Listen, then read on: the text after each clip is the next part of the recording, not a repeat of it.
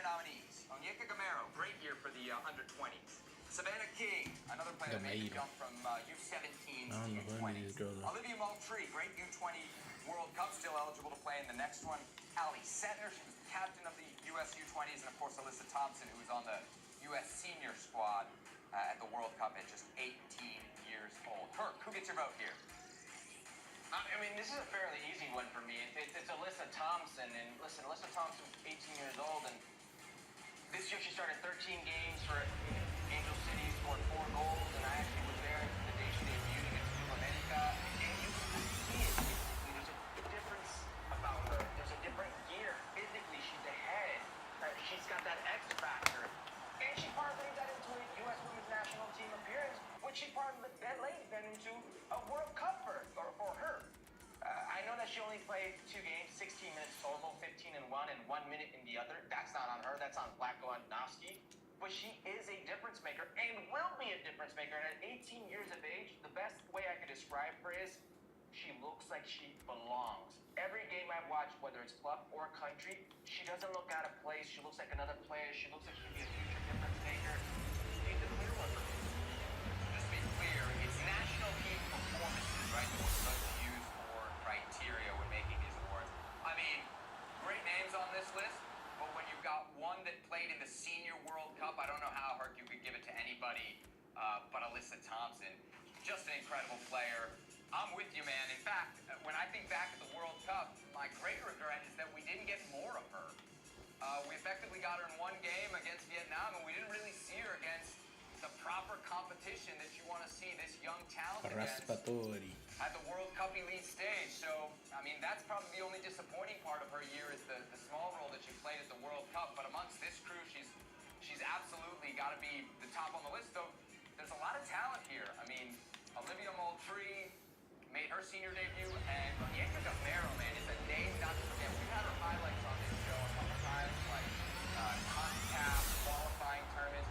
She's skipping college and going to go play in Barcelona. She's playing with Barcelona B right now. Seems to have made a pretty good adjustment, fitting in well right there for her first few months abroad. So lots of young talent in that pool. We talked about it with Jeff Kassouf the other day. Maybe some worries about the American talent pool, not at the younger edge, for sure. What about the younger edge of the male talent pool? Who you got for Young Male Player of the Year? Herc, I'll give you the nominees here. Named Pasha Bertimas. He was the 15-year-old that lit up the Under-17 World Cup. We got Gianluca Busio. Played a lot with the Olympic group, playing over in Serie B with Venezia. Wolfsburg, playing the U20 World Cup. They got to the quarterfinals, made his senior debut in September. Jack McGlynn of the Philadelphia Union, played all 5 games in the Under-20 World Cup. And Inter Miami's Benjamin Cremaschi made his senior debut in the U.S. in September against Oman. He's also been a big part of what's called Trio. Herc, who's getting your vote here? You know, I can make a case for pretty much any one of these players, but for me, I'm going to go with 20-year-old Jack McGlynn. Let me tell you why I'm going with Jack McGlynn. Listen, I know this is U.S. men's national team, right? But Jack McGlynn made 27 appearances for Philly Union, Jim Curtin's Philly Union, as a 20-year-old in the center of the midfield. He should have parlayed that into a full U.S. men's national team call-up. It's actually a tragedy that Jack McGlynn, as talented as he was, didn't. And others were ahead of him. The man's got a very talented left foot. For the U23s, he played in all but 1 game in 2023. Very important part of that team. The U20s that qualified for the U20 World Cup, important part of that team. I was upset this season when, no offense to Benjamin Cremaschi, but it was Benjamin Cremaschi that got called up, and not a player like Jack McGlynn. I surely feel like he didn't get his due with the full national team being a youth player. So I'm going to give it to Jack McGlynn. I thought he had a very good display with the U23s, very good season with Philly, which I thought should have been parlayed into a full national team cap. I know the criteria is what you've done with the international teams at whatever level, but for this one, I'm applying my criteria, which is kind of closest to a real role in the senior national team. And for that reason, I'm going with Kevin Paredes. Just a really strong finish to the year. He got called in the September window. He got called in the October window. He got called in the November window. There was not just playing time in there. There was starts. There was, I know it was an assist on an own goal, as we're seeing there, but even a little bit of productivity Obviously, you know, the wing positions for the U.S. men's national team are stacked. But when you get a Christian Pulisic out, or when you get a Tim Way out, it's nice to look at a guy like Kevin Paredes, who's seen his role continue to grow in the Bundesliga, and be able to rely on that. It's another testament to what I always say, which is the incredible depth of the U.S. men's national team. All right, let's move it up. I'm sure I have nothing to do with DC. Oh, yes, and by the way, he is not just a DC United product, a Bethesda Soccer Club product. Bethesda Soccer Club. There you go. There you go. To my heart. Let's get to our female player of the year candidates, shall we? And there are some good ones here. Who do we got? Lindsay Horan, Crystal Dunn, Emily Fox, Naomi Girma, and Sophia Smith. Not a great year for the U.S. women's national team, so get your vote here first. Wow. This is almost addition by subtraction, right? This is the easiest pick for me, if I'm being honest. Because it's Naomi Girma, and it's not even close. You look at what the 2023 was for the U.S. national team, and you look at dominant players. There was no more dominant, player at the World Cup, or I should say, bright spot at the World Cup than Naomi Girma and Julie Ertz in that center back position, that center back duo. Naomi Girma had a breakout World Cup. I think she's going to be a force to be reckoned with for a long time, for the better part of a decade. She's been dominant every time she steps on the field. This was by far the easiest choice out of all the picks for player of the year for the national teams that we're going to make tonight. Yeah, I won't disagree with you. I get the point you're making. You're kind of saying, hey, nobody had a good tournament. She had the least bad tournament, so kind of by default, I'm getting a good tournament. You think she had a good tournament? De Bruyne, Allison, Rodri, Fernandes. That was a bright spot for the U.S. women's national team. If it's a bright spot, no. Very back to 11 type of bright spots. It's not on them that the team was. It's not on them that the team wasn't. Had no punch, had no bite up top. Defensively, I think they were the best defensive team in that World Cup. All right, we were. If you're saying that statistically, if you're saying that by the eyeball test, I gotta disagree. I'm sorry, man. That's how. Damn, I think I memorized all of them. Test to keep the ball out of the net. I mean, you gotta be able to keep chances away from your goal against teams like Portugal. They almost get knocked out of the group phase because they can keep the ball out of their net. Ball off the post, they're gone in. Portugal had one chance to hit the post, Bernard. Hey, come on. I'm gonna go Lindsay Horan here. Best part of the national team. Martinez, Magal, a ver cómo se dice. Stone, Sheko, Erickson, Sherby, Fernandez, Orban, Jorginho, Zelensky. Russell Stover chocolates. Make happy. Okay. I'm gonna vote Lindsay Horan here. I give it to Lindsay Horan because in a World Cup where not a lot of people did anything, she did something. Of the 4 goals the U.S. scored, she had 2. I think she also scored her penalty in the shootout against Sweden. And her goal, you talk about bright spots and the fact that there were few of them at the World Cup. Her goal against Netherlands was like the one moment of the World Cup. Moments against Sweden. Martinelli? Oh, why is he writing that? Why is he writing this? There's that American fighting spirit. And it came from the number 10. Damn, it came from the captain. Expensive. It came from the only player on the roster who's playing in Europe, or was at least playing in Europe at the that guy time get of the World Cup. Martinelli. So, Lindsay Horan Oh, gets my it's the vote for the Hulit. 2023 I don't know if I can do it. All right, one more to give out. That's chido, but Male holy shit. Player of the Year for 2023. Your nominees are Valerian Balogun, Yunus Musa, Ricardo Pepi, Christian Pulisic, and Matt I don't know how to do it. Turner. Maybe. I Who don't you know. taking? Shit. It's my dad's favorite player, bro. I would want to get it. Ricardo Pepi. Pero mi papá. Let's get that out of the way right now. Ricardo Pepi, come on down. He is your U.S. men's national team player of the year. This man scored 7 goals in 10 appearances. He played, checking, 364 minutes total this year. That's only 52 minutes. Oh, and by the way, he did the majority of his damage coming off the bench. Disrespected, not taken to the last World Cup. How does he respond when he finally comes back to the U.S. men's national team? Leading the team in scoring. Every time you get on the field, prove why you should be there. All being a kid 20 years of age. Ricardo Pepi is here to stay. And I don't want to hear anything about is he or is he not the player of the year. 285 And por I'm lo not hearing menos. anything about should he or should he not be in the debate at the starting nine. Alisson. He should be. And here's another Alisson. thing, okay? Ricardo Pepi, take it. De Run with Bruyne. it. That's you. You've earned it. De Nobody's taking this Bruyne. from you. But can I say how ridiculous it is that Anthony Robinson isn't one of the nominations here? And this is nothing against Fowler and Balogun. But Fowler and Balogun scored 2 goals total for the U.S. men's national team. And in those performances, didn't look Exactly. like he felt comfortable. Talk your If you shit, want bro. to have a banner here for club, keep the club out of it if you want. And country. The man, when he's been on the field, the U.S. men's national team only had 1 goal scored against them. And that was when Serginho Dest got red carded in Trinidad. He's a force to be reckoned with down that left-hand side. He's even chipping in with some goals and assists. I thought he had a banner year, and I could not believe he wasn't one of the nominees. It's a good shout. It's that anti-defender bias that we never, ever succumb to here on Football Americas. My pick goes Just did it with Naomi Christian Pulisic. Well, you're right. There's one example. But that was an anti-defender. I'm going Christian Pulisic, man, and I'm leaning on the productivity here. Numbers are pretty clear. 8 appearances, 6 goals, 3 assists. Can't shake a stick at that.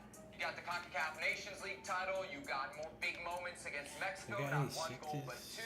In the CONCACAF Nations League semifinals, on a pretty big night there in Las Vegas. You got a great close to the year. Goals against Ghana, goals against Germany, including that one right there. What a beauty. Got a goal in the fall against Uzbekistan as well. Already won it 3 times, Herc, in his career, and only 25 years old. Who knows, one day they may have to rename the award after Christian Pulisic. What do you think? You got any problem with my Pulisic vote? Listen, it's a fair shout because while Ricardo Pepi scored more goals, there was no person who had more impactful goals in moments, big moments, than a Christian Pulisic. And big moments versus Mexico, the big moments versus Germany, the bright spot, I should say. He is Captain America, the face of, I should say, U.S. soccer. But I'm going to stick with Ricardo Pepi, but it's not a bad shout. And you're probably right. By the time it's all said and done, they'll name the award after him. He'll be the all-time leading goal scorer. He may make a run at Landon Donovan's all-time assist record, which Neymar is just short of on the world's stage. So what can I say? I mean, right now he's doing everything right. There it is, our ballots for the 2023 U.S. Soccer End of Year Awards. You'll have to wait till 2024 to find out who actually wins them.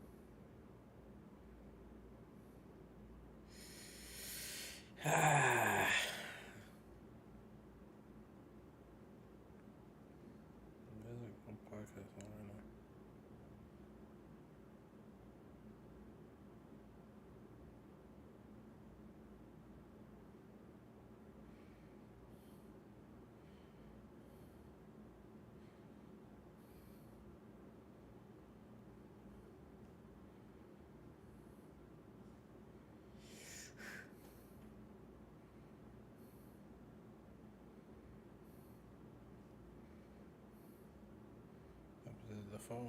What am I thinking, man? What am I thinking, man?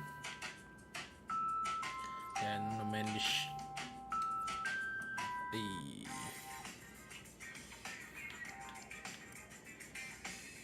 I remember I went out for dinner. What up for dinner? My cousins and that. And I remember Cousins that. private number. I never answered private number. Private number. Seems babes.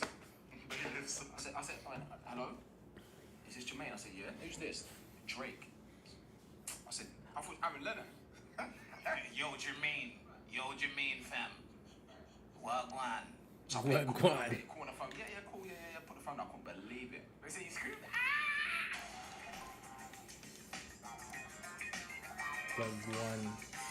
Wagwan.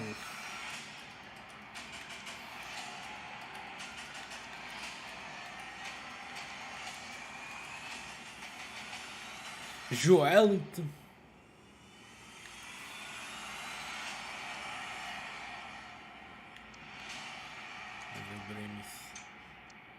Welcome to the show, Premier League legend. People say I say the word legend too much. This is a Premier League legend, Jermaine Defoe. Come on. Question. Have you got that shirt? Nah. You want to buy that shirt? It's available now. £55. You want to buy it? I thought it was getting 1 free now. This one is business. Just this one. The next one you can get I free. like it though. You could buy 10 though. Steph will buy it for me. Steph, give me your phone now. Filmfurnace.com. 10. If you don't buy 10, it means JD's run out of beats. But we were talking about how a lot of young players now play with their socks way down with tiny little shin pads. Right. You can't really tackle the way you used to, so you might as well have the freedom. But that reminds me of when Javier Mascherano once flew a tackle in, round the back, from behind, whatever, hooked Jermaine Defoe down on the edge of the box. What did Jermaine do? What did Jermaine Defoe do in revenge? Little nibble. I told him, I warned him. Did you? I told him, because you know what? See that fixture obviously I left West Ham to Tottenham. So I remember early in the game, like he smashed me and I thought, okay. But I knew it was coming. And I remember saying to him, I said, you know what? I said, do that again. Because he tried to hurt me. I don't mind if you smash me, you win the ball, no problem. So I remember I said to him, do that again. And because I was fired up anyway, because I was getting a lot of stick from the West Ham fans. Sure. So I remember Rightly so. he done me from behind. See you. So he done me from behind, and I just saw red. Whoa. I lost it. Yeah, pause. You gotta remember that. Check your shoulders. You gotta check your shoulders. Ain't it mad though? That's like modern era, like not that long ago, and you that's 2 red cards. That was 2 yellow cards that game. Yeah. 1 tackle from behind, 1 bite. It was 2 yellow cards. To be fair, I did panic. When I did it, you know, you just see red. When I done it, I thought, you know what, I'm off. Has anyone else bit someone? I said this. Remember, I don't know if you remember the story years ago, but I said if I was in a headlock. I can't get out my face. Got my face, put my face. Yo. That's not what I did. I didn't back that. We're not using that. That's not what I did. I will do it, bro. If I have to get I out. did Gabriel You get what I'm saying, Martinelli. Marks? I kind of want to do I'm not it. spudding you for that. I'm not spudding So you. you're biting. There's some Yeah. If I have to get out of the chino, headlock, I'm bro. biting it. It's even better, bro. I'm dead. It's meant to kill How him, bad is the bro. headlock? Never Yeah, done I'm one blacking that out. big. Bruv, we accept you, but them stories ain't for mixed company, man. Pause. Cool. We're talking to a man who is guilty of head loss on occasion. Do you think? As a striker, I would say you had an inordinate number of red cards. Me? What? You got a lot of red cards, Early on. and you argued a lot. But you know what though? I always say to people, you know, if you take that fire away, you're not the same player. I don't know. Say like Wayne Rooney, for example. Ian Wright was the same. You hear Wright say all the time now, like he was angry, but I think you need that fire. If you take that away, like you're different players. So did you need a beef on the pitch? Yeah, always.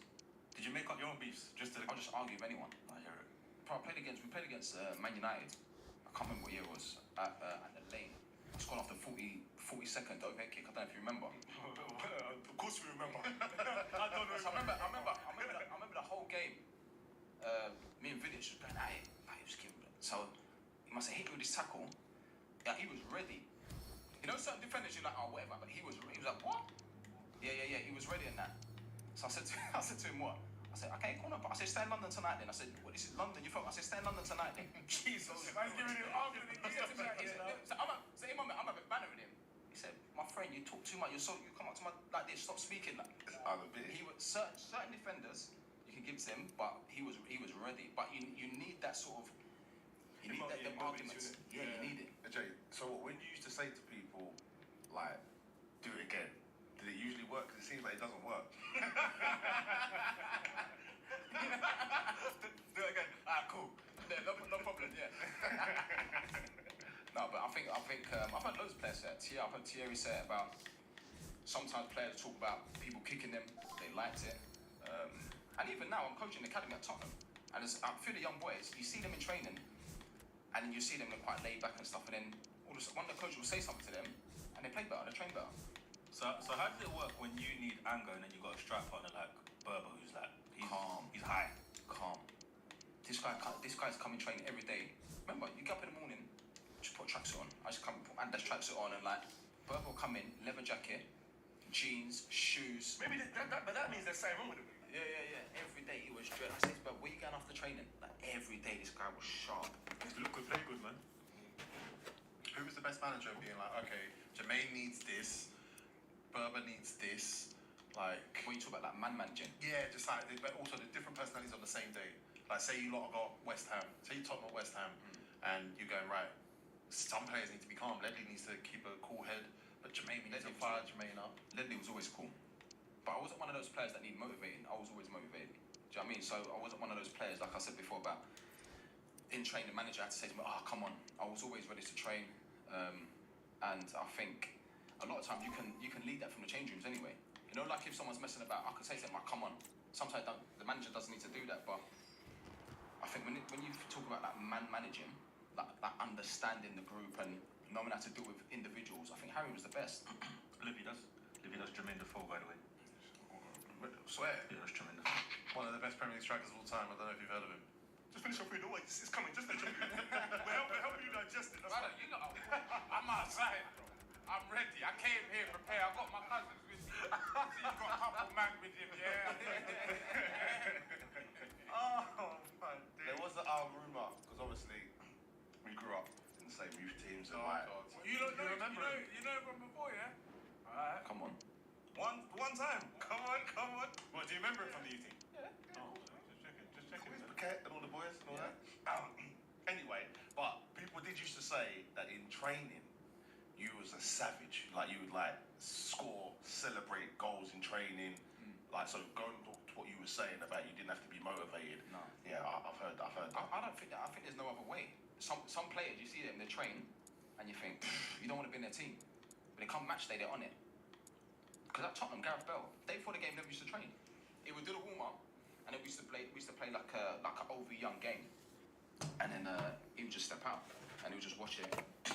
But I knew the next day he'll be on it. Then you get other players in training that you think, wow. Like, if I sign for a new club, I've seen certain players, and I think, who's this player? He should be playing. Or why is he not playing? Come match day, it's completely different. You don't see them. So, Crowd. I think for me, I just enjoyed every training session, goals, everything. So what, did JD like megs you? Did he spin you? What happened when you... Nah, he was good. He was alright, man. Was he good, yeah? Him and Leon Knight. Nah, That was I him would say that, and yeah, 90. Him and 90. Forget Ben. That was I don't know. You made that one up, but the original one was. Now it's forget Ben, yeah? Because he forgot you. Forget Ben. That energy weren't here when you were sitting here. Yeah, Leon was top. Because you know what, growing up though, I remember it was like Ledley, and I think it was like JT, older. Then it was like me and Leon Knight, Senrab we're talking, right? Senrab that come on the scene. And what happened was, we went, yeah, exactly, East, and then we went to a place called Lillishall. So we got a scholarship, England Schools of Excellence, yeah? So growing up, because it was always me and 90, from the age of like, since we were like 10. So when we went to Lillishall, as far as we were concerned, listen, when you think about London, me and 90 are the best players, right? Then I saw Joe Cole. And I was like, no, raw. He's an idiot. See that? I saw Joe Cole, right, when he was 15. I was like, phew, never seen anything like it in my life. I hear that a lot, man. With you and Leon, yeah, like, in a lot of ways, I associate you because you were from that same generation and you knew each other in the same teams and that. At what point did you feel like he was ahead of you? Did you feel like Never you were looked ahead of him? Never looked at it like that. Oh, really? I never focused on anyone else. Even when I was at clubs, I never really focused on, I don't know, like Berbatov or Robbie Keane or Paolo Di Canio. I always focused on me. Because I thought if I can bring my best version, then when it came to finishing, if I got chances, I always backed myself. And when I was 16 at West Ham, we used to do crossing finishing in training. And Harry ran up to say, oh, that's how you finish. To the first team players, I was only 16. So, Do you think players don't know how to finish anymore? Do you think there's a limited number of players? Because I look at your finishing. I've heard you speak to Troy on your podcast, and the way you talk about like backlift, the way you talk about just like late runs and everything, I feel like there's a lack of strikers that think about finishing the way that your generation did. that's different now. When you think about number 9s, and I'm talking about that hunger to score goals, like in training, that repetition every day. Like when I was at West Ham and we'd finish training, everyone's walking in, all the boys going in the gym doing all their stuff, and I'd still be outside. Do you know what I mean? And this is why I was lucky. To be fair, I was lucky because I had Wrighty there. Because when I signed for West Ham, Wright would just come towards the back end of his career, brother. So I thought, okay, I'm gonna get as much from Wright as possible. So even if he's here for like for half the season, because he left then, I think he went to Nottingham Forest, remember? Yeah. So I'm gonna get as much from Wright as possible in terms of like my movement, my finishing, all that sort of stuff. Because all I did was I just watch Wright every day in training, and then we used to do a lot of finishing together. And we used to talk about goalkeeper positions, all the backish stuff. That I think that came natural. Do you know what I mean? But in terms of like the movement and understanding where to be in a box and taking my chances, all that sort of stuff, everything's from Wright. Back then, if you didn't get 20 goals, you was a failure, like as a striker, right? If you didn't get goals, that was what you was, not you as a player, but as a striker in that time. Nowadays, You think that was the case back then? 100%. But nowadays, strikers are judged more on the work they do, the shutting down. Well, Michael Owen said it, didn't he? Michael Owen said the other day, it was a big statement where he said, like, years ago, I felt like, to come through and actually get into the first team, especially as a forward, and remember, I'm small, and you're the focal point of the team, So when you think about goals, like that's the hardest thing to do in a game, is to score, right? So away from all of that, you have to be strong. Your back's the goal. You got all that sort. Your whole game has to be at that sort of level to play in the Premier League. Nowadays, it's almost like you have to be an athlete first, and then a footballer. But back then, no, you have to be a footballer first, and then the athlete stuff that comes. Do you think they got it easier then? I won't say they got it easier. Look at Hoyland, not scoring. Scoring the Champions League, man, relax. Yeah. But the pressure's getting worse every week though for him. But back then, you're judged on goals. That's it. Centre forwards, you're judged on goals. They say forward players. So whether you're like a number 9 or you're like a 7 or you're 11, you're forward players. Then it's like goals and assists. But my generation, I was looking up to people like Wrighty, Les Ferdinand, Robbie Fowler, Andy Cole, Teddy Sheringham. Like all these centre forwards were just goal scorers. As a coach now, is it easy to get out of that mindset then and judge it on what you have to judge it on today? You have to, but at the same time, I think it's important for me to drive those sort of standards. So like, I can say to the players, now when we get chances, we have to execute. We have to be ruthless. Or I would say to them, if they're not doing the finishing properly, I'll be like, okay, then no problem. So this is why we miss chances in that game, because you're not doing it right. As a coach, I think those sort of messages are important for players. You would say that Ian Wright taught you a lot, right? That one-on-one mentorship, that degree of coaching, right? We're not going to say he made you the player you are, whatever. There's so much more that goes into that. Yeah, of course. But having a mentor like him, why isn't someone like Ian Wright kept in the game to coach when he has the ability to impart that much knowledge to someone who goes on to score 100 Premier League goals? Because I think a lot of players, especially black players, that generation, like I mentioned, Wrighty, Les. I listened to something that Dwight York said about getting opportunities. I just don't think the opportunities were there, if I'm being brutally honest. And I think probably you look at John Barnes, all these great players that yeah, do you know what I mean? Players that paved the way for me, and like you mentioned Darren, but all these players that paved the way for us to be where we're at. I just don't think the opportunities were there. Speaking to these players, Wrighty went down to MK, like this is a few years ago. My friend Jabbo was there, and Wrighty used to Jabbo do, McBurry. yeah, My guy. yeah. He used to do one-on-one sessions and sessions with the strikers. So they have been bringing these over. I know that Coley done it as well. Yeah. So they have been doing it, but in terms of being like managers, though, Yeah. not managers. But I don't know if, like, say, I don't know, Andy Cole. I don't know if they wanted to be managers. I know they did a little bit of coaching and that, but I just feel like, for me, when I was playing, if these legends were managers, and you see that they've given so much to football, English football, so it'll be nice to see. It's timely though, isn't it? Because Joey Barton's running around talking about token media correspondents being black or women or whatever. But when you really look at what black people have done in football and their representation outside of actually playing, you think that gap would have been closed at some point. Like you look at, there's jobs available right now and there's jobs coming up. What black coaches are we looking at for the Sunderland? But who wants to be are you interested in managing? Yeah, do you want to be a governor? Already. Oh, you right, yeah. Would you wear a suit or a tracksuit? A suit.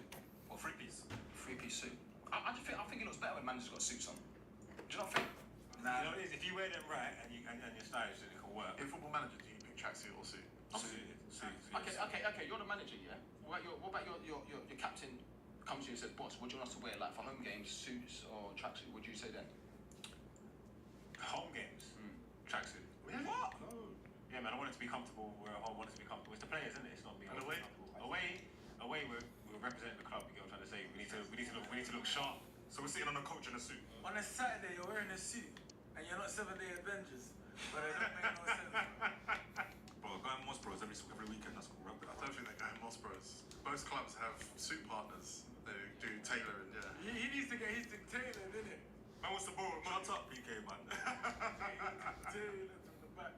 He's got a bigger back. Who? You know PK Pooh's like with the toilet seat up. Oh, one second. Oh, you take that out.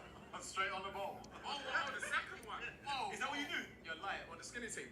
On the ball. How did you spin it? How did you spin this block on me, bro? I know.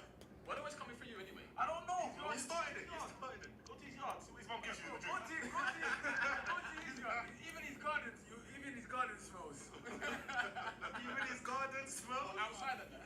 Bro, inside smells like outside and outside like inside. It don't make no sense, bro. Because normally when it's small, you have to go outside to get fresh air, innit? Bro, I brought him to my yard. Bro, the garden was smelling as well, bro. Man for a breeze in the garden. Cooking fish every single day. No. We're pescatarians. Yeah, pescatarian, fish innit? Yeah, you do cook fish. Sorry, falta uno. Fuck, cooking. Falta. Pescatarians. Every time Falta someone's uno. like, y'all are asking me what, when they cooking fish in your yard, just like, Oh my gosh, I'm gonna get mad. What the fuck? Falta. Come on, I told you happened. Go. Mark, you don't know ball challenge. You ready? No? Go on. Four of Jermaine the champions. Oh, good one. Gappers. Yeah, go on. Four. That's easy. 15 seconds. Marks. It's a bit loads, bro. That's easy. Red nap. Yeah. Well, loads of times red nap. He's Yeah. done, you know. He's done. No, it's good. No, it's easy. It's got it. To be fair, I think you've been managed by red nap 4 times as well, right? Yeah. Yeah, so that's 4. Yeah, I don't know about the Spurs managers and all that. Martin Yol. Yeah. Oh yeah, yo. Oh, yeah, yo. Remember them? Yeah, West Ham. Oh, one more, boys. Fabio Capello. Yeah. Come on. Wait, you see that guy? You see him, yeah? You say Joe. Do you know what? You see, I've seen, there's been a lot of noise around Fabio. Different opinions, but I loved him. Is it? Oh, wow. What? Michael wasn't on him at all. But he just dropped the shoulder on us, you know. When I was at West Ham, I was 16, I spent a lot of time with Di Canio. So I used to watch him and you see like his standards and how he used to train. Because people would say to me, oh, JD, you played until you're 39. But I'm just like, that was always going to happen for me because when I was 16, I didn't get to a point where I was like 13, I thought, I'm 13, I need to start doing yoga or I need to stop drinking or I need to do this. No. I did that from day one. Because, do you know what I'm saying? A lot of players get to a certain age and that, because I love playing, I love scoring goals, I thought, right, okay, then if that's the case, then I want to play as long as possible. Years later, when Fabio Capello was the manager, all those sort of standards like you can't be late, dinners at a certain time, you do double sessions, you can't have your phones, like all that sort of stuff, for me it was just normal. Do you know what I mean? So for me it was just normal, and that's what it's like at home. With my mum and that, those sort of standards, so like, you get a lot of players that didn't like it. Well, is that why they didn't like Capello? Because the standards is too strict or something? I heard he banned ketchup and that. He banned everything. I see him smash plates. He really loves ketchup. One time he said, right, no phones. I think it was, who was it? I think Heskey, I think M. I think M had his phone under the table like this. He didn't tell us You know, this. sometimes when they say like no phones, and you think, okay, let me just try a little message and that. But the Fabio was standing there, bro, I think it was like, he had a plate in his hand for dinner. He dropped the plate, smashed it. He's on dinner. Smashed the plate. Ashley Cole come on a bus. He was leaving for training. Ash had flip-flops on. Everyone else had trainers. He just stopped him like that. He said, no, go and change trainers. You don't care who you are. Standards. Heskey don't seem like this. He seems a bit clumsy to hide. Can't hide. Everyone's sorry. Capello was there, but he's looking that way. Heskey picked up Capello's food. One mirror. Did you not ever have the opportunity to play in Italy? Because we were talking about it downstairs. That would have, to me, that would have suited your game a lot. Juve. Oh, wow. Oh, my. What era, what time? From Portsmouth, before I come back to Tottenham. So 2008, I was actually at home. Harry left Portsmouth, went to Tottenham. So I got a phone call. It was all going through, and I remember an agent phoned me, a big name agent phoned me, and he said to me, the deal's taking too long, I'm taking to Juve. I've spoken to Juve, they like you, and I'm taking to Juventus. So I was just like, okay then, it's Juventus, no problem. Because I've already said to Harry, I'll give Harry my word, I'm coming back to Tottenham. I'm coming back. and then that was it, and the deal was done the next day. Not many people know that though. Exclusive. But you're one of those football players that actually like loved football growing up. A lot of football players is part of them. Like they'll play, but like you must have looked at Italian football growing up before. That's the pinnacle. Yeah. That's where, like, especially for a striker. Yeah. Because the goals are hard to come by, but the ones who scored them, I used to watch Go Lazio on Channel 4 on a Sunday, bro. Oh, like, okay. Obsessed. Oh, Pepe Google. Signor, Vialli, all that lot. Baggio. Signor, all those old school centre forwards. I used to watch them. Ah, fuck. When he said that to me, I was like, 100%. in the shirt. Imagine yourself in the shirt. Exactly. I should have done it, bro. How come you don't have a celebration, man? You know what it is? You know, like now you see a lot of players, they rehearse it, right, this is your celebration. It's so hard to explain that feeling. You know when you score, if I can sit there now and say, oh, do you know what, bro, this is what it feels. It's so hard to explain that feeling.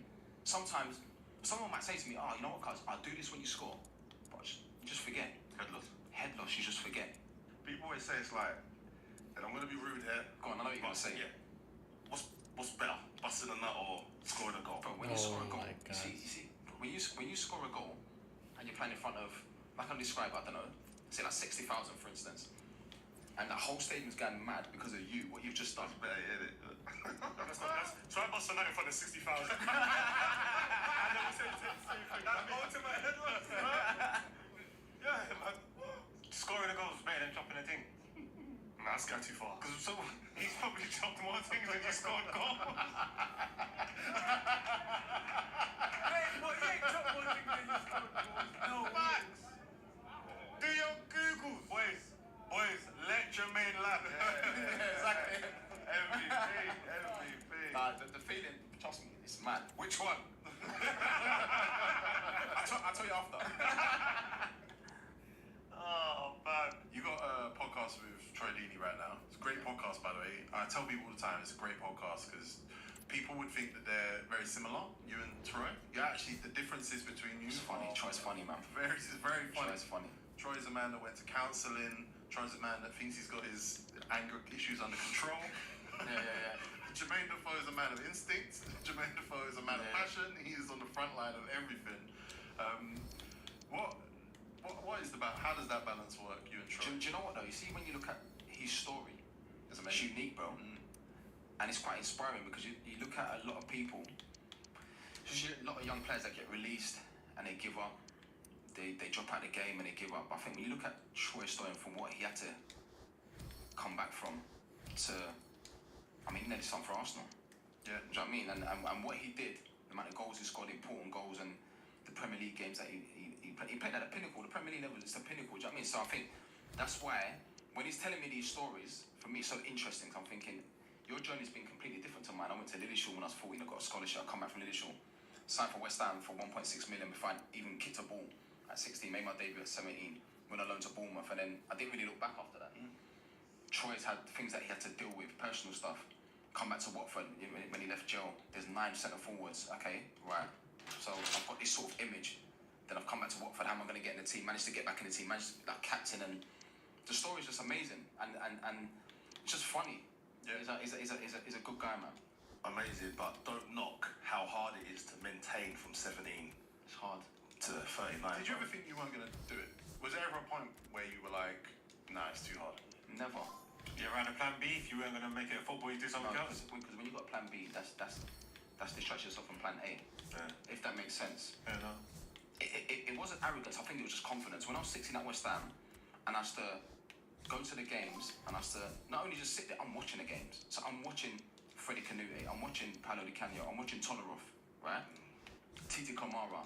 I'm watching these guys every single day in training. So that means if you're staying behind after training, you're doing 20 minutes. I'm doing 25 minutes. I watch Paolo in the gym. He's a big man. I'm 16, but I'm doing what you're doing.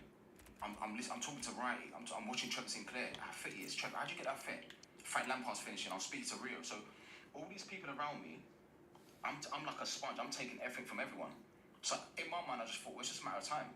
Because if I'm scoring 2, 3, 4 goals every single week in the under 17s, under 19s, I'm thinking this is too easy. Then I want to learn to Bournemouth. I scored in 10 consecutive games. I'm ready to go. I speak to Harry and I want to come back. So for me, it was just a matter of time before I got into the first team, and I thought, okay, once I get into the first team, the Premier League, that's the next level. If I could do it there, then I did it there. What's next? I want to do it for England. So, Was there like, see when you're seeing your banging goals when you was like 16? Because I feel like that was a time where people were talking about size, because size was an issue them days, isn't it? especially Say in it's England. not- yeah. Did you have any haters there saying that you're too small? I was razor sharp, so it was size didn't mean nothing. Small pipes. I did more work in the gym than probably that mean nothing. In football. in football, size don't mean nothing, right? So I did a lot of work in the gym. I used to do a lot of power work. So every Tuesday I do a lot of from 16, 17, did a lot of power work in the gym. And I worked a lot on like my sharpness. I always thought, if I can get away from defenders, you see like the first 3 or 4 yards, it's so important. That's why Aguero was there, like Romario. Romario, if you watch Romario's clips, You man, go home and check him out, Mario. Sorry, not you. Black and white. but trust me, if you watch Romario's clips, 3, 4 yards, it's gone. So then if I can get away from people, then now all the stuff that's natural to me, like the finishing stuff, then I can do that. So you knew that at 16? 16.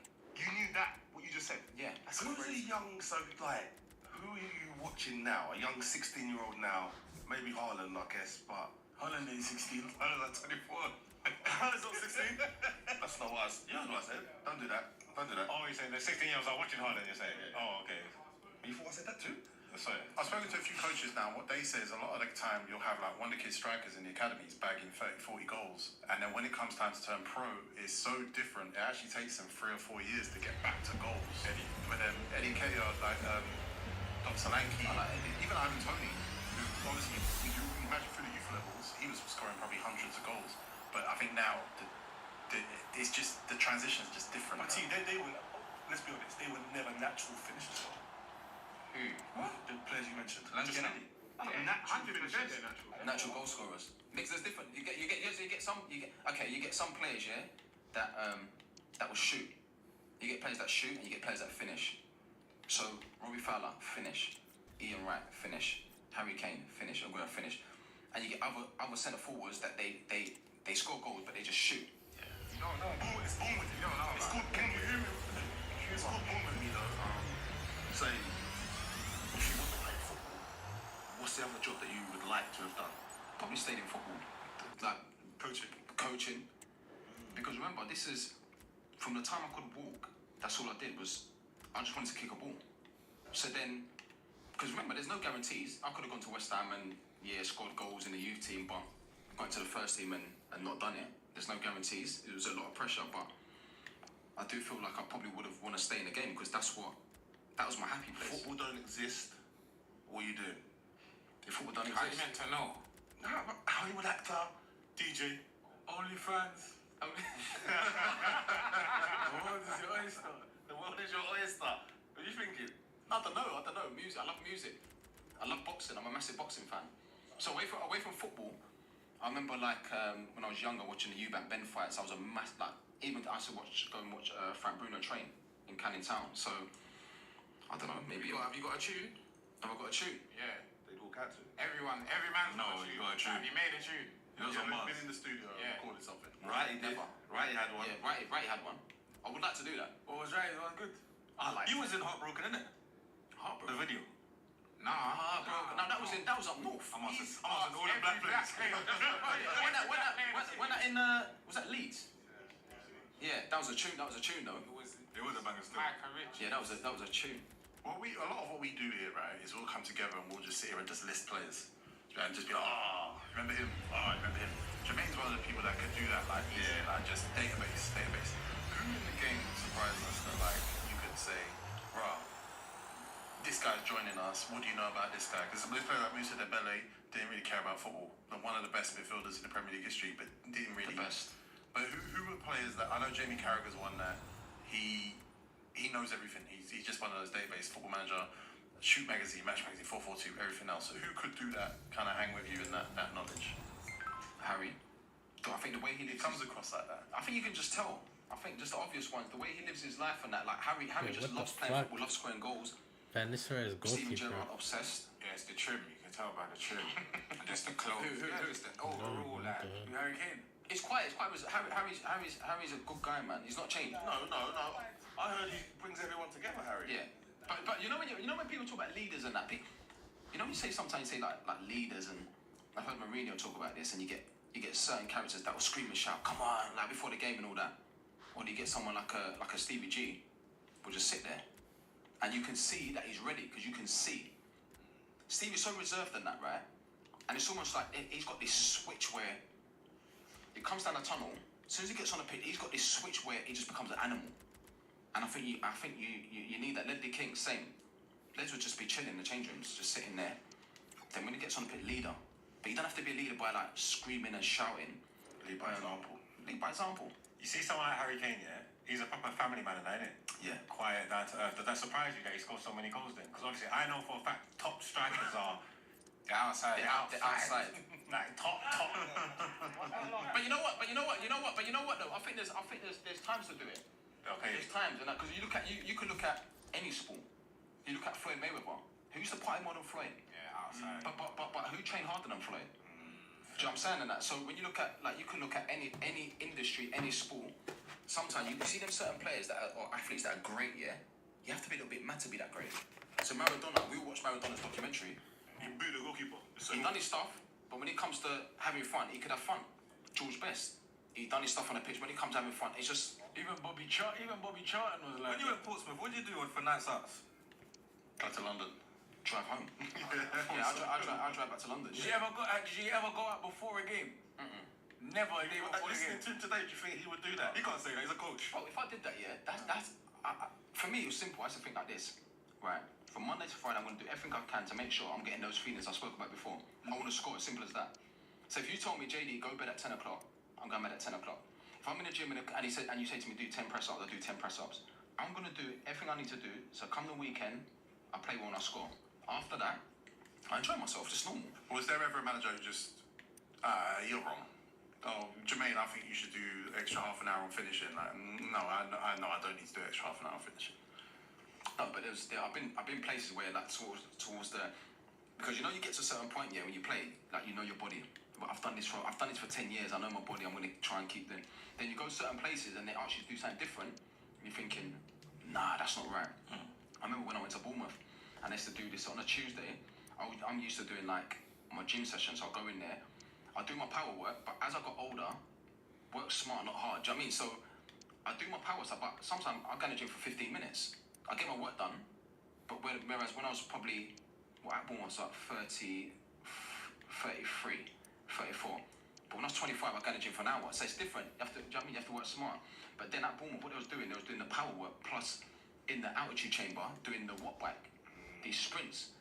I remember I thought, okay, because with me, I'm thinking like, so if everyone else is doing it, I'm thinking, right, I need to do it because I'm getting left behind. Do you know what I mean? So when I started doing it, come Saturday, my legs are heavy.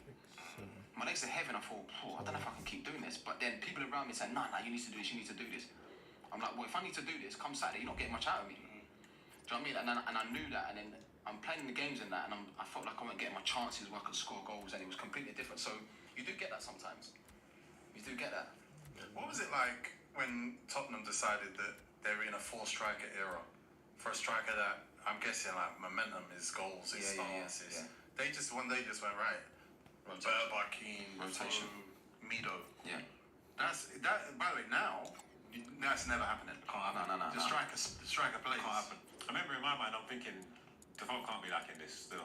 No. You don't. But you know what it is? You need ego. If you don't have ego in football, yeah, you get eaten. You need ego, right? But sometimes you get to a point where you think, okay, then I'm gonna put my ego to the side a little bit. Because say, for instance, Robbie Keane's playing, when Robbie Keane was top, right?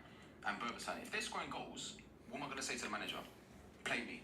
Because if it's about I've got to be careful. Because if it's about the team winning 3 points, me going to the manager causing a problem, he would just tell me to be like, okay, then, well, obviously you don't care about the team. You don't care about the team, and that's why even when I look at the Premier League list, this is just me. I look at the Premier League list and people are like, oh yeah, top 10. I still look at it and think, I could have got to 177 like Frank Lampard, or 184 like Andy Cole.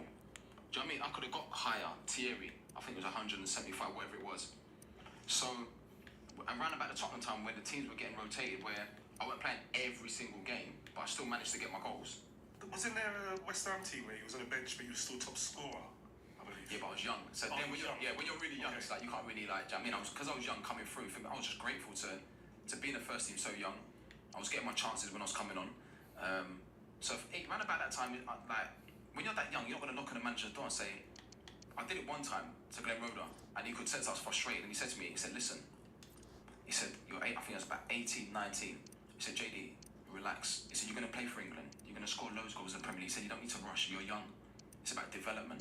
But when you're young, you don't want to hear that. You just want to play every game. But when I look at it now, when you're young players and that, you don't need to play every game. That's why you get injuries. I can work alone. Do you think there's a lack of strikers? That's why there aren't 4 strikers at City, 4 strikers at Arsenal? Or do you think it's like the coaches are a bit like, now we need to protect the ego and protect the momentum of a goal-scoring striker now by not overburdening them with looking over their shoulder every time they play a 6? But sometimes that's a good thing sometimes, though. When you know that...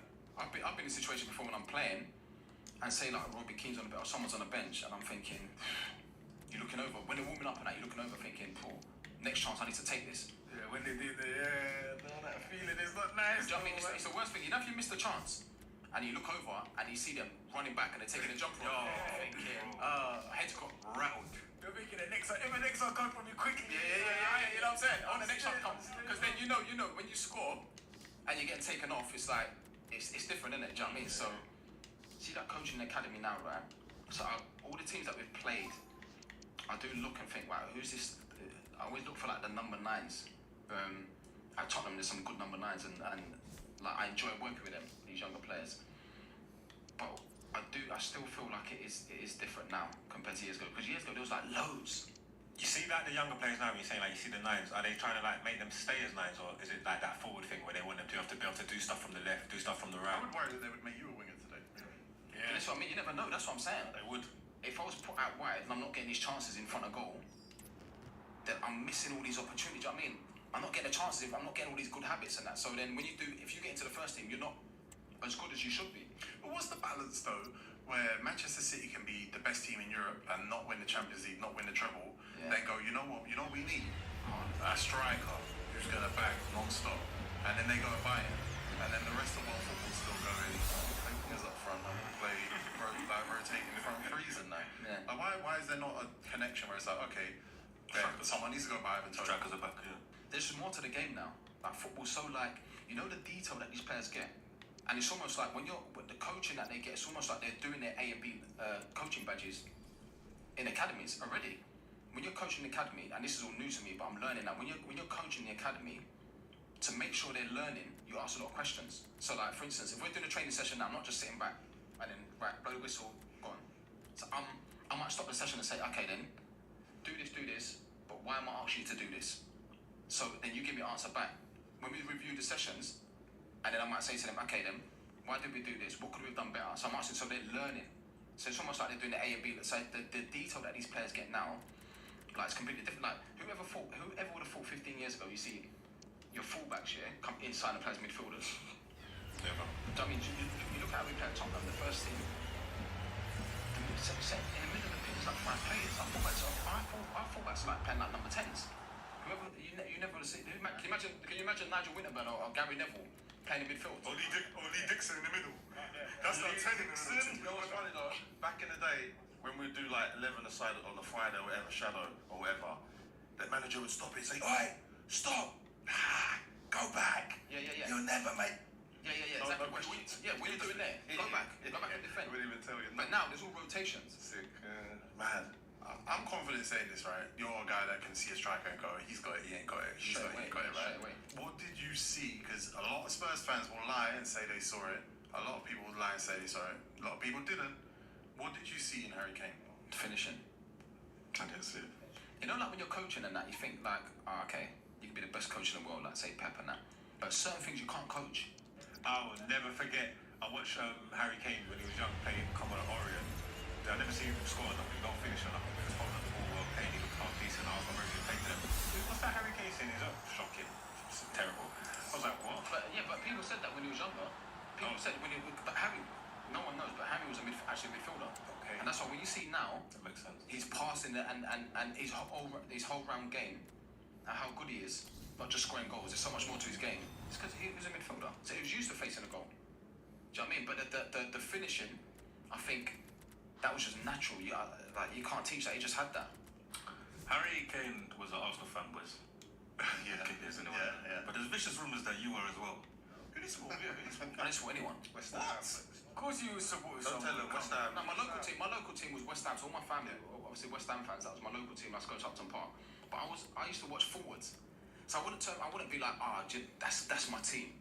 I used to watch like all different centre forwards. So you like It Tico. just happened that Ian Wright was Yeah, on the Tico side was all Arsenal. the way through his childhood.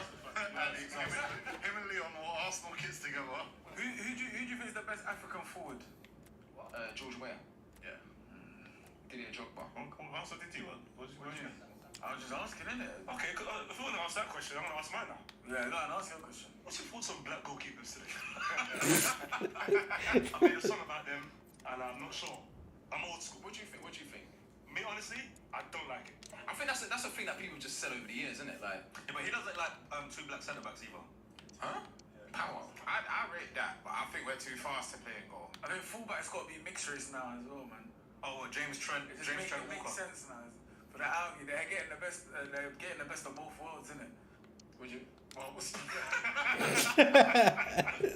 talked about this, but they said the same about black quarterbacks. They said the same about wide receivers in the NFL. I don't know. I mean, really? Yeah. I don't know about NFL. What's that? All the technical things. We don't receive No, that. yeah, basically. So like black man can't do the Black man, patient sit in the pocket. Black man shooting free throws. No, they're dunkers. In basketball, Dunkers, like, yeah, aggressive, yeah. Used to shoot, but now it's everyone shoots. I was like, they don't even let black people take free kicks like that. I remember one time you wanted to take a free kick, and the other guy took it and he scored. Oh, Gilberto. Alright, I was in You Barrow. were Yeah. fuming, though. That was his first goal. Yeah, I was gonna say that. To be fair, he is dead, so I hear you. Oh, so that's why you wanted the ball. Yeah, that's why I said. Brother, you don't score, bro. So that's why you say I'm angry guy. I'm losing my head. Nah, bro. Wait, you bit Mascherano? Nah. You switched on the ball. Troy. That's Troy. Yeah, no, No, but do you know what? I remember because when you go to the MLS, you can sign free DPs, designated players. So basically, it's weird. So Salary the rest of the salary cap. Okay. So the free players, you pay them whatever you want. So when we went there, it was me, Joe Burrow, and Michael Bradley. That was at. He played for Villa. He was at Roma. Barlet, yeah. So obviously, Joe Burrow was doing everything but score.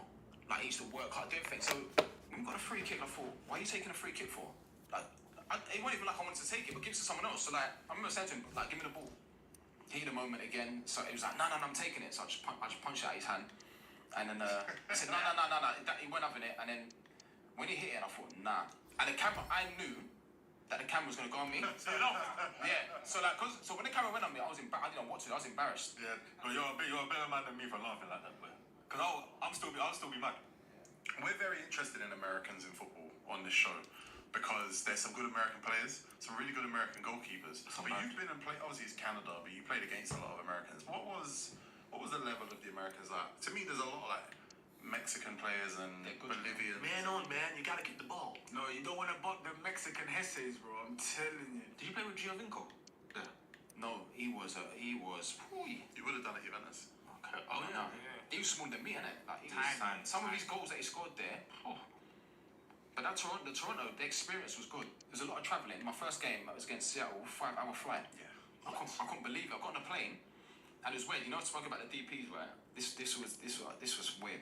I remember we got on a plane and then looked at my ticket for a nice big business class. So it was me, Joe Burrow, and Brad. Next minute, I see the manager walk past me. Oh no. The rest of the players walked past me. I thought, nah.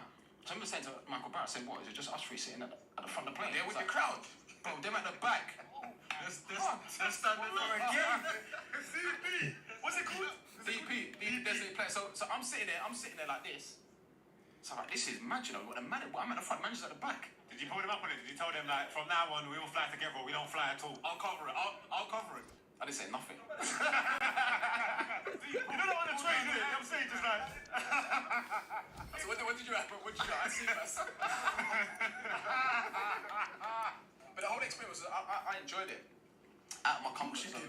And yeah, the story was just mad. I actually thought I was going to stay at Tottenham for the rest of my career. I was like 31 at the time. Tottenham got decent money. I remember speaking to the chairman. He said, "Listen, you've got nothing to prove. It'd be good for you." I remember meeting a guy called Tim Lewicki. Did you watch the Beckham documentary? Mm-hmm. There was an American guy talking about taking it into the galaxy. So he'd come to London to meet me, done a presentation. He walked in with about 4 guys. I was sitting there with my agent, right? In my mind, I thought, you know what? It's just like, it's a presentation. There's no guarantee I'm going to go there. I'll just go and talk to them and see what it is. And sat down. He gave me like an iPad. He goes, just have a look at this quickly. So I clicked quick play. And it was like a presentation of the city, Toronto, all that sort of stuff. And like see the fans and all that sort of stuff. The stadium, the training ground. I thought, okay, this looks good. Then he gave me like a, you know, the Raptors shirt. Mm-hmm. Gave me the Raptors shirt. The bag. He said, yeah, this is from all the players. They all signed it to Jermaine. They all signed it. Cool. I'm like, okay. Then he gave me like this little brochure there. So I'm reading this brochure. He goes, no. I turned to the back. It was so basically me in a Toronto shirt. So I'm thinking, this is mad, you know, because I'm looking at my agent thinking, is the deal done already? It's manipulation. Like, I can't remember. I'm a Tottenham player, right? So anyway, next minute I left there. My agent goes to me, so what do you think? I said, yeah, good. I said, but for me to go there, like 31, I want like a 4-year contract. Like, do you know what I mean? Some security. I'm going from here to Canada, MLS. So it was like, cool, no problem. My agent left the table. He come back. He goes, 4 years done. Zanko. Done. on a Nokia. Yeah. He said, done. I was like, really? So now the ball's in my court now. I was like, okay.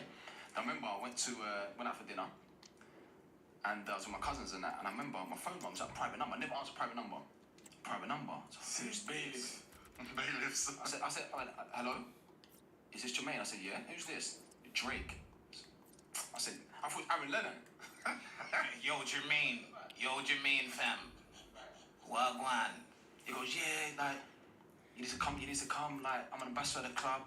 Trust me, you'll love it. Come over here. Like, he said to me, like, all that paparazzi stuff in London, you don't get none of that stuff here. Come enjoy your football. The fans are amazing. He said, listen, I can walk down the street with Madonna, no one will take a picture of me, you gotta come. I was like, so I played it cool, I played it cool on the phone. Yeah, cool, yeah. Put the phone down, I couldn't believe it. They say, you screamed, ah! It was mad. So obviously, this Tim Lewicki guy got obviously Drake to phone me and just to basically get the deal done. Yeah. Who phoned you to join Sunderland? No, wait. It's gotta be a rapper phoned you to join Sunderland. Gus Poyet. Gus Poyet. So you know this Sorrow thing. Obviously, you're there now. I wanted 4 years. But you're kind of like, you still don't want to go. I'm trying to talk them out. Yeah. I'm just. You can't believe they're giving you. Because I'm still thinking I'm not leaving Tottenham. Because round about AVB was the manager, and we brought in Sardado. So Sardado played like league games, but I was scoring consistently in Europa League. Every game I was scoring goals in the Europa League, and I felt really sharp at that time. So I thought, I don't really need to be leaving. Like, even if I'm not getting as much minutes in the league, they're coming. But we can come in. Yeah, do you know what I mean? But we can challenge Europa League and that. So I thought, but when I sort of like, I said, okay, 4-year deal. It's the cool, man. Drake done it for you, man. He cashed you. I don't think it was Drake. That was peak Drake too. It was Drake. Private number. That was peak Drake. I'll go to hockey if Drake called me. Private number though. That's childish. That is one thing we talk about on this show. He said childish. Give me his number. Give me your number, innit? Yeah, that's true. Jay, you could play Saudi now, right? Probably. Let's put Jermaine in the Prem right now. Okay, yeah, good point. How old is he first? How old is he? I'm 41, bro. Oh, you mean prime Jermaine? Any age Jermaine Defoe before like 31, he plays for Arsenal right now. Yeah, nah. Arsenal need Jermaine Defoe right now. United need him more. Yeah, but I like Eddie Nketiah, you know. Yes, we got Jermaine Defoe. That's what I said. They didn't believe, man. What? Bro, Lowy. This is doing this thing again now. Lowy's saying it himself. What are you not saying? Say my bad to me right now. No. You never said that. Put your hand down. You never said that though. And say I said. No. Should I get the tweet? Well, Eddie is as good as Jermaine No, Defoe. I said he's like Jermaine Defoe. He's not. He is like him. Nah, he's not. He's not as sharp, mate. He's not as sharp. You don't think he's sharp? Not as sharp as you was, bro. No, but he's sharp. Eddie's sharp, you know. You were sharp. He hasn't got that first. I'm not getting mad. 5 yards. Jay, are you saying Eddie's like you? No, it's not a bit. No, because you know what? Eddie reached out to me, yeah. But before he reached out to me, I did a game. He didn't score West Ham versus Arsenal. Last year, I did it for Sky. I remember saying to Graham Souness and Jamie Renner, I said, you know what? I said, this guy, I like him. Everything he did, like, he held the ball up, he's sharp. And I think if he plays like that, Eddie, he just needs love. Yeah. Go and play.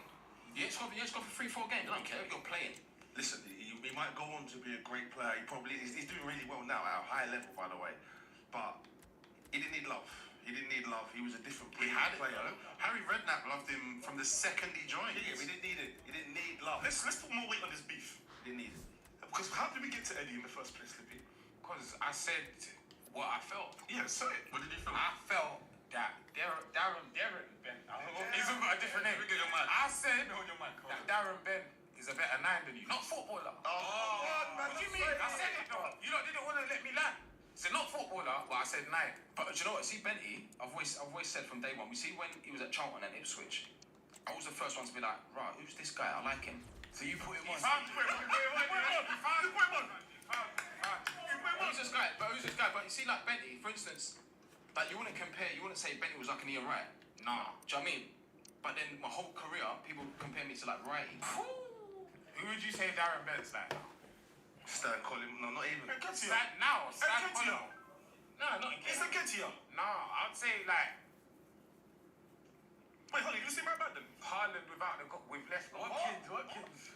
No, I wouldn't even say Watkins, because for me, Watkins could play out wide. He's a bit more. Nah, but like that kind of. Yeah, but Watkins is good. Yeah, I rate Watkins. I think Watkins is cold. I think Watkins is better than Darren Ben. What?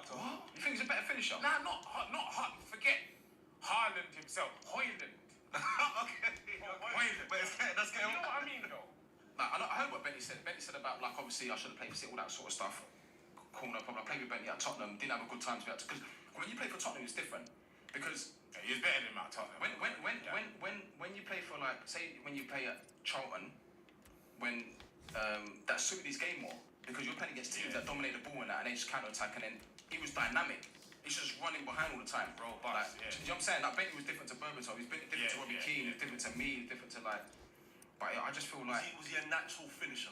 I know, because every time he scored, I never willed any of his goals. Never willed any of them.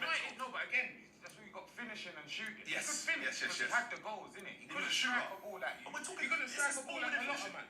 Yeah, but Yeah, he could finish, For he me, could finish. there's strikers that strike a ball really well. Yeah, I'm not saying you're like that, but like Gabby, Jesus, Firmino, they don't score enough. Let me so get. it don't matter. Let me ask you. Okay, I'll give you. go ahead. I said I want beef. Yeah, go Okay, so Adebayor or the Jermaine Defoe? Adebayor. You joke, What the brother. hell? What do you That's mean? what I'm saying. Hey, to the Tigo. No, but he's been honest. Are you, Jermaine? If he wasn't here, if you were here, you wouldn't have said that, bro. Allow it. No way, bro. You're bred. Whoever says the greatest to you. Jesus. Because that's like me saying that, okay, on Robbie Fowler or on Les Ferdinand. They both scored goals, but they're different forwards. Because Les Ferdinand's like, I don't know, Adebayor will suit. I would like to play with Adebayor the way his game was. Yeah. But I wouldn't like to play with them. But say for instance, if I played with even Wright, if I played with Wright, we're too similar. If I played with Robbie Fowler, too similar. If I played with Why? But why? Because you were all natural finishers. No, but let me tell you the Yeah, truth. yeah. Let me tell you the truth. If you was playing now, he'd hate you because you're black, and that's fact. yeah. That's 100%. Oh my Wait, God. He's treating me like I'm No, 100%, bro. He's round. You hate black. He's round. Eddie. You said he's like No, Eddie. you don't like I've never willed Eddie's goals. I've never willed Eddie's goals. Never willed it. I will this goals. So I know what it's called. So would you keep your two strikers instead of Defoe then? who? Like, because he's Arsenal, innit? I'll take the phone. I'll take the phone. You got Who's taking that? Go coach them, please. They need the backlift. We're on the same page. Eddie's good, man. Speaking of finishing, by the way, my favourite goal ever from you. Oh yeah, God. Rangers. Yeah. The left foot one. Fake. I don't know what you did. That's the most natural finisher. Just no effort. Obviously, the effort's all done before the strike, but Be honest, when that went in, you couldn't believe it, innit? I was laughing. I can't believe. Yeah, because you can listen. It doesn't matter how much you practice and that. Like, I mean, it's perfect contact, but it wasn't just a goal. It was I used to say to the fullback James Tavernier. Yeah. So I used to say to him, when you get it and you're sort of like you're coming with it, I said, watch my movement because in Scotland the defenders they get tired. So I said, watch my movement, and as soon as I spin, I said, just play it. So then when he plays it now, so in my mind I was thinking, right, because the ball travels a long way. And that's it's hard, because then you've got to concentrate, and then you have to make good contact, because sometimes in training you do that, ball goes everywhere. But then once you stay relaxed, and just try and get as good contact, because you know where the goal is, and you get good contact, but even when I got good contact, it was like, oh my God. That was perfect. Yeah, it was just perfect. James Tavernier should be playing Premier League. I've always thought that. I always think that as well. Why do you think is he not defensive massively sound or something. No, do you know what it is? I think, you know what it is here sometimes? People need to realise, and a lot of people don't actually realise. You see, for Tab, I think, okay, it has to be the right move for him because he's leaving Rangers where Rangers should be playing like, I don't know, say Champions League, yeah? You win the league. It's so difficult to go from, you have to go and experience it at that club. Like you talk about like the standards and that expectation. Like you have to, but you can't come second. If you come second, you must come last. Yeah, so he's thinking, he's in an environment where he had fun at 2018.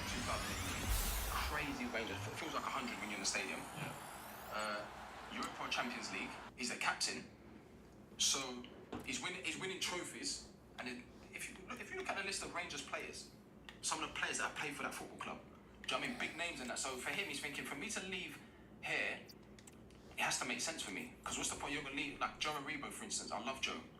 He's gone from, obviously, he's left Rangers, gone to Southampton. At the time they were in the Premier League. Like I say, it makes sense they're in the Premier League and that, but he had an unbelievable time there. Do you know what I mean? And you don't know what he's thinking now. I know he's the same age as you.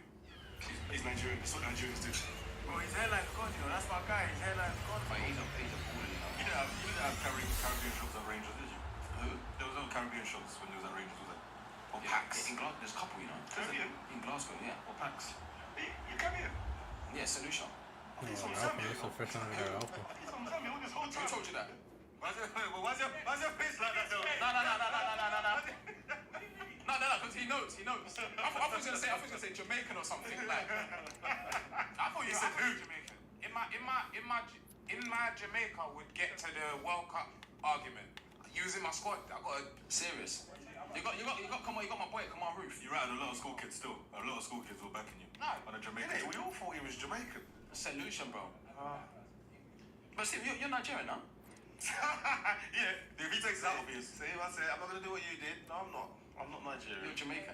I said, no, I'm not. I'm having it sassy. Any Ghanaians? I'm gone there. Oh, he's gone there. Yeah. Okay then. Who does best jollof then? Ghanaians. Basmati rice. It's true though. Long grain rice. It's true though. I had this argument about jollof, Nigerians or Ghanaians. Ghanaians.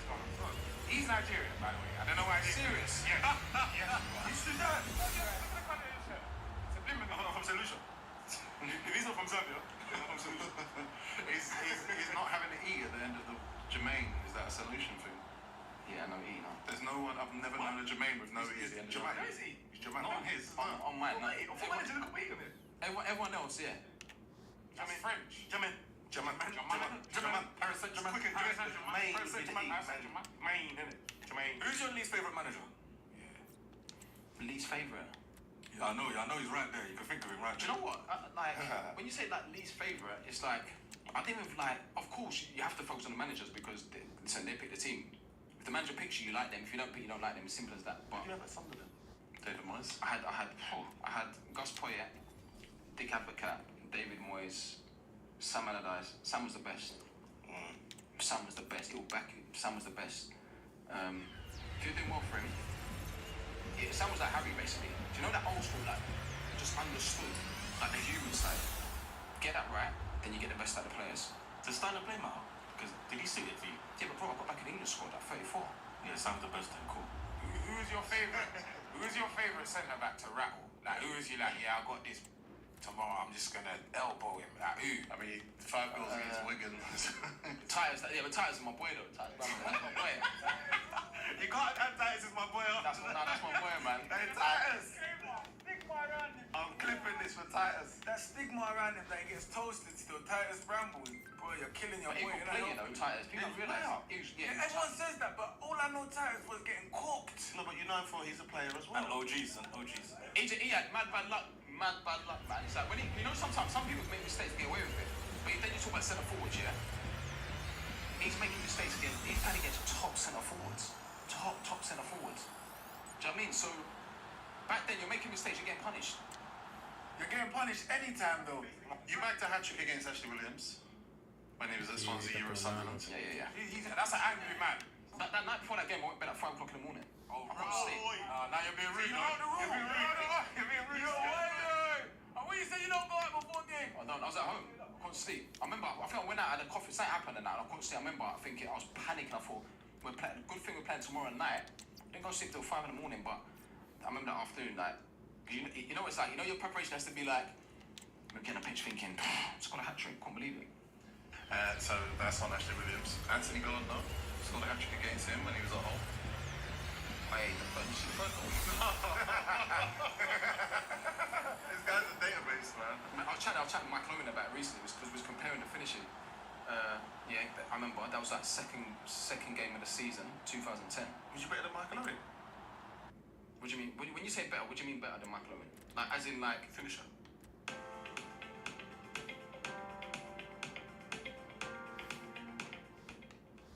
There was a period where, when I was young, me and Glenn Roder sat down, because it's all about development. So me and Glenn Roder sat down and we used to watch videos of Michael Owen. For me to turn around and be like, you know what, I was better than Michael Owen. I would never say that because there's a lot of his game that I liked. I thought I'm gonna try and put that into my game in terms of like his movement. But Michael Owen was, he don't get enough credit. Well, I see a video of him blasting a boy, a 6-year-old was against the youth. I've seen that. He's He's a killer, man. Yeah, He's man. a killer, bro. Probably. Is there anyone we know that you played with at Samra? Obviously played with 90, but you know that Ledley was a year above. year above. All that lot was a year above. So in my year, just me and Leon Knight. But Ronnie Gould, you know my mate Ronnie Gould, Patsy Bradley. Patsy, yeah. Patsy. I'll teed you up, boy. I'll teed you up. What's so special about Semra?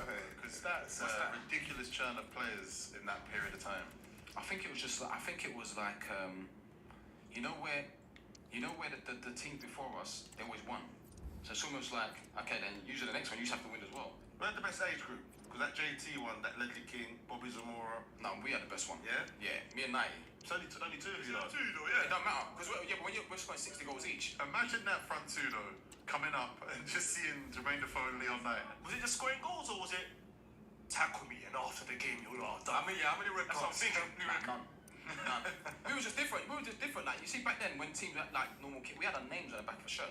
Okay. Our presentation when like Kevin Campbell and that come and present the trophies. Yeah. Teams were having like oranges and at half time was having bananas. We were different. Big flex. Hey, bro, you know what? You see football, yeah? Small details. People don't realise, you know, that's... If I'm in a team, yeah, and it's normally everyone has like oranges. All of a sudden, I look over, I see a team having bananas. I'm thinking, straight away, just like psychological, right, they're different. Industry plants. The other day, our boys played the other day, and the other team were walking off at half time. Got our boys together now. Before the game, played against Fulham. We come together, we just jog in together. And you look over, you think, oh, they're on it. Little things, but football, small details, I'm telling you. From those youth days though, right, you go from Charlton to West Ham and they pay a lot of money for you. Yeah. Now in this day and age, if it doesn't matter if you're 16, if it doesn't matter if you're 15, if you're moving from Charlton to West Ham for a lot of money, you're benefiting financially. Yeah. Whereas back then, it was very much like, okay, no, the clubs are dealing with this and you never get pro terms till you're ready to get pro terms. Do you think it's better now that a young player will be subject to a move like that and will be better off financially, or do you feel like it helps you then just to be like, I'm just moving to another academy here, okay, I'm worth 1.5? I don't even think young players should even think about money at that age. Because sometimes, you know, when you actually focus on money at that age and you ain't even play the game, then it's almost like that becomes the best contract you ever earn. Because you're so focused on money, the social media, all the other stuff that's not important. That's what I'm trying to tell T. But for me, I think the only thing that's why like people don't realise. See, West Ham, they've done a lot for me, and moving out of East London to I think we moved from Beckton to like Chingford. And remember, when you're from the East End, Chingford, where's that? Facts. I don't know where Chingford is. Even when I went on loads of Bournemouth, and Harry said, "Oh, Jay, I'm sending to Bournemouth." I'm thinking Bournemouth. I'm thinking, right, we're getting on a plane or something. Right, you know what I'm saying? Like, Bournemouth, where's that? Bro, I'm in the East End. You don't go nowhere. You don't go nowhere. I just go to my cousins. Do you know what I mean? So yeah. But I think like for young players, so West Ham did that. They believed in me because they paid 1.6 million. I didn't even kick the ball. There was just potential. I come back from Lillishall. Yeah, Harry and that. Go and get him. When I was 15, I like, who's this kid? Go and get him. Okay. Yeah, get the family a house. Parents, expenses. They did everything. So then all I got to do is just go and play football. Just go and play football. You knew everything was patterned. Everything was patterned. But obviously them times, Cameron comes out with a pink Range Rover and a pink jacket matching. Who? Cameron. Okay. A little bit later, but yeah. Okay, but you see all them like rap videos, you won't think to yourself, but I want to get a Bentley or... No, but what I wanted to do, you know what? I remember when I signed the Adidas still. when I was like 14, 15. I signed Adidas still, and they took me to a place called Stockport. They gave me my. It's called Stockport. Now you're like me. That's where he's from. The geography thing going his story, you know. They took us to Stockport. They gave me and my mum like these big Adidas bags. She said, "Go and get what you want." So for me, I was just buzzing. I was just like, "Bro, different fresh trainers every day at the box." I'm walking around East and that, everything Adidas. That's all I cared about. I didn't care about like, oh, I need to go out and buy this. No, I didn't. Got my Adidas stuff and that, and I just football. But you know what though? At the time though, because I remember that was the flex though. That was the flex. Oh, fresh trainers. To be endorsed by Adidas. Yeah. Fresh trainers. Was you getting like taken out of school and that, like to go training? Yeah, but I left school in the year 9 to go with 2 years. Oh, Lily School's the school, The school we went to, yeah. So you have no education. So there's no girl. You know, We went to because before I left, I was at St. Bonaventure.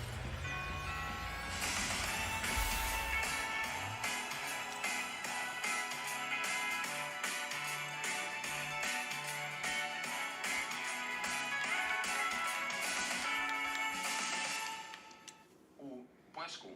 Oh, so now you went to another boys' school? No, I went to. It was like we trained every day. We lived here, trained every day. But went to like a local school in the area. Okay. And it was a mixed school. And what area was that in then? Like Shropshire. Pardon? Shropshire, bro. Shropshire. What's that like? Telford. That was a local. Telford? Yeah.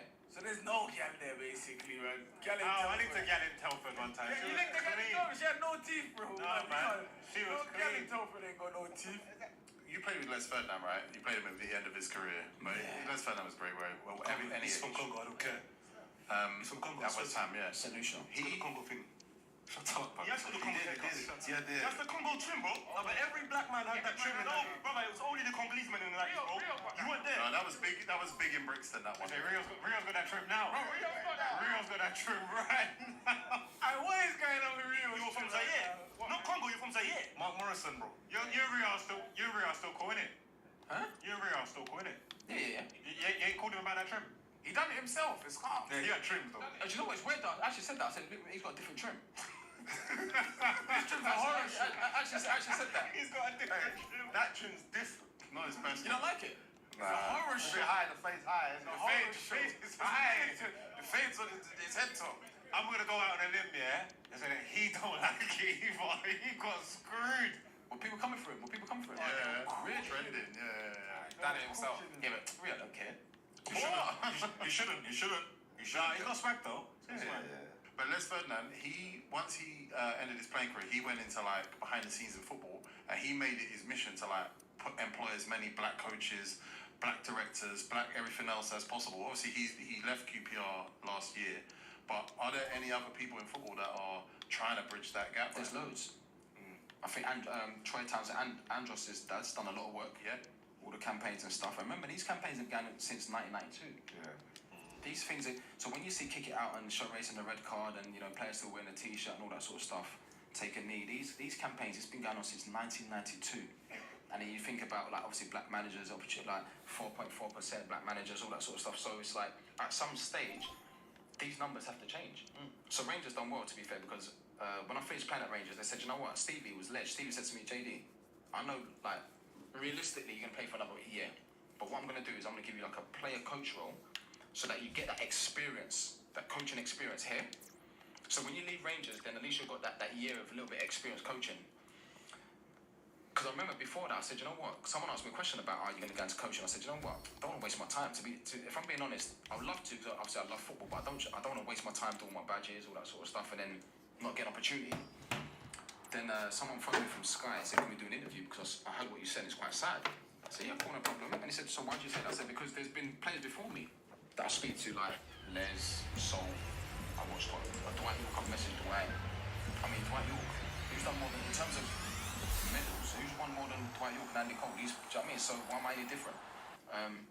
So I said, I don't want to just sort of like do all this stuff, put the work in and not get a chance, but it's not stopped me. So I'm obviously doing my badges, I'm coaching at Tottenham, but I would like to think at some stage the numbers change and there are more black managers and black coaches. That's what I wanted to ask you about, obviously, management, yeah?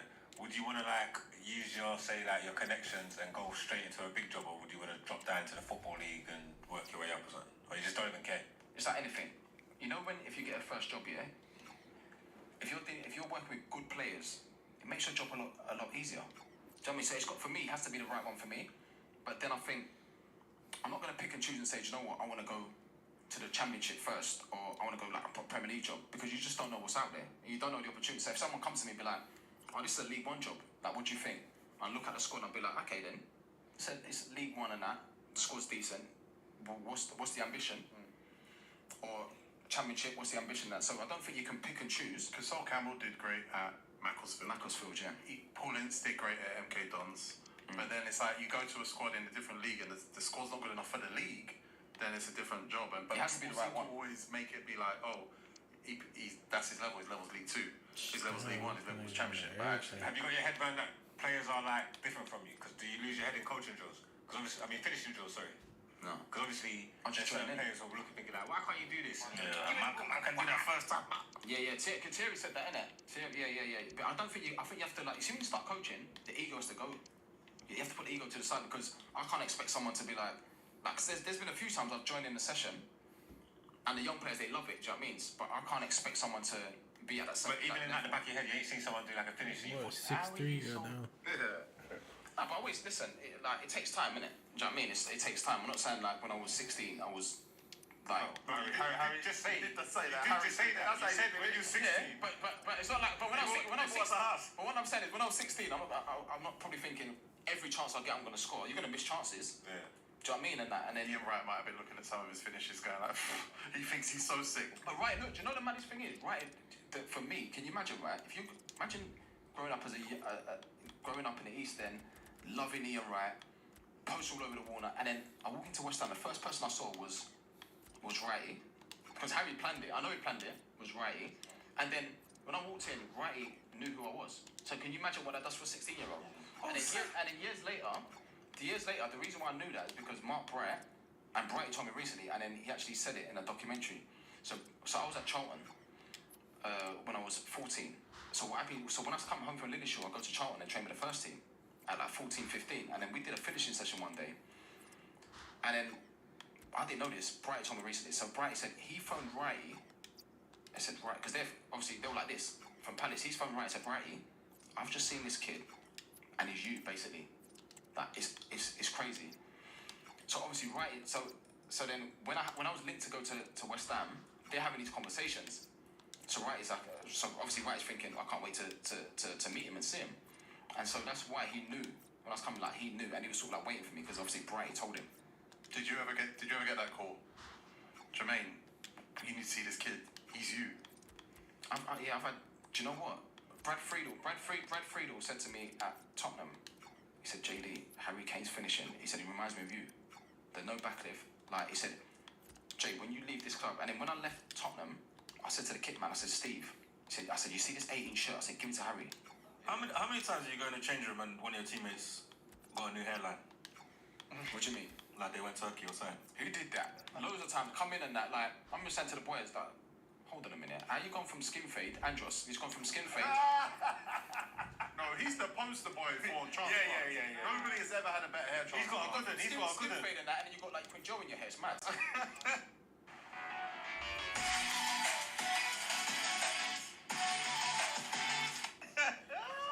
you know who's good? Joey, you know who's good for it? Tottenham are good for putting young black coaches in.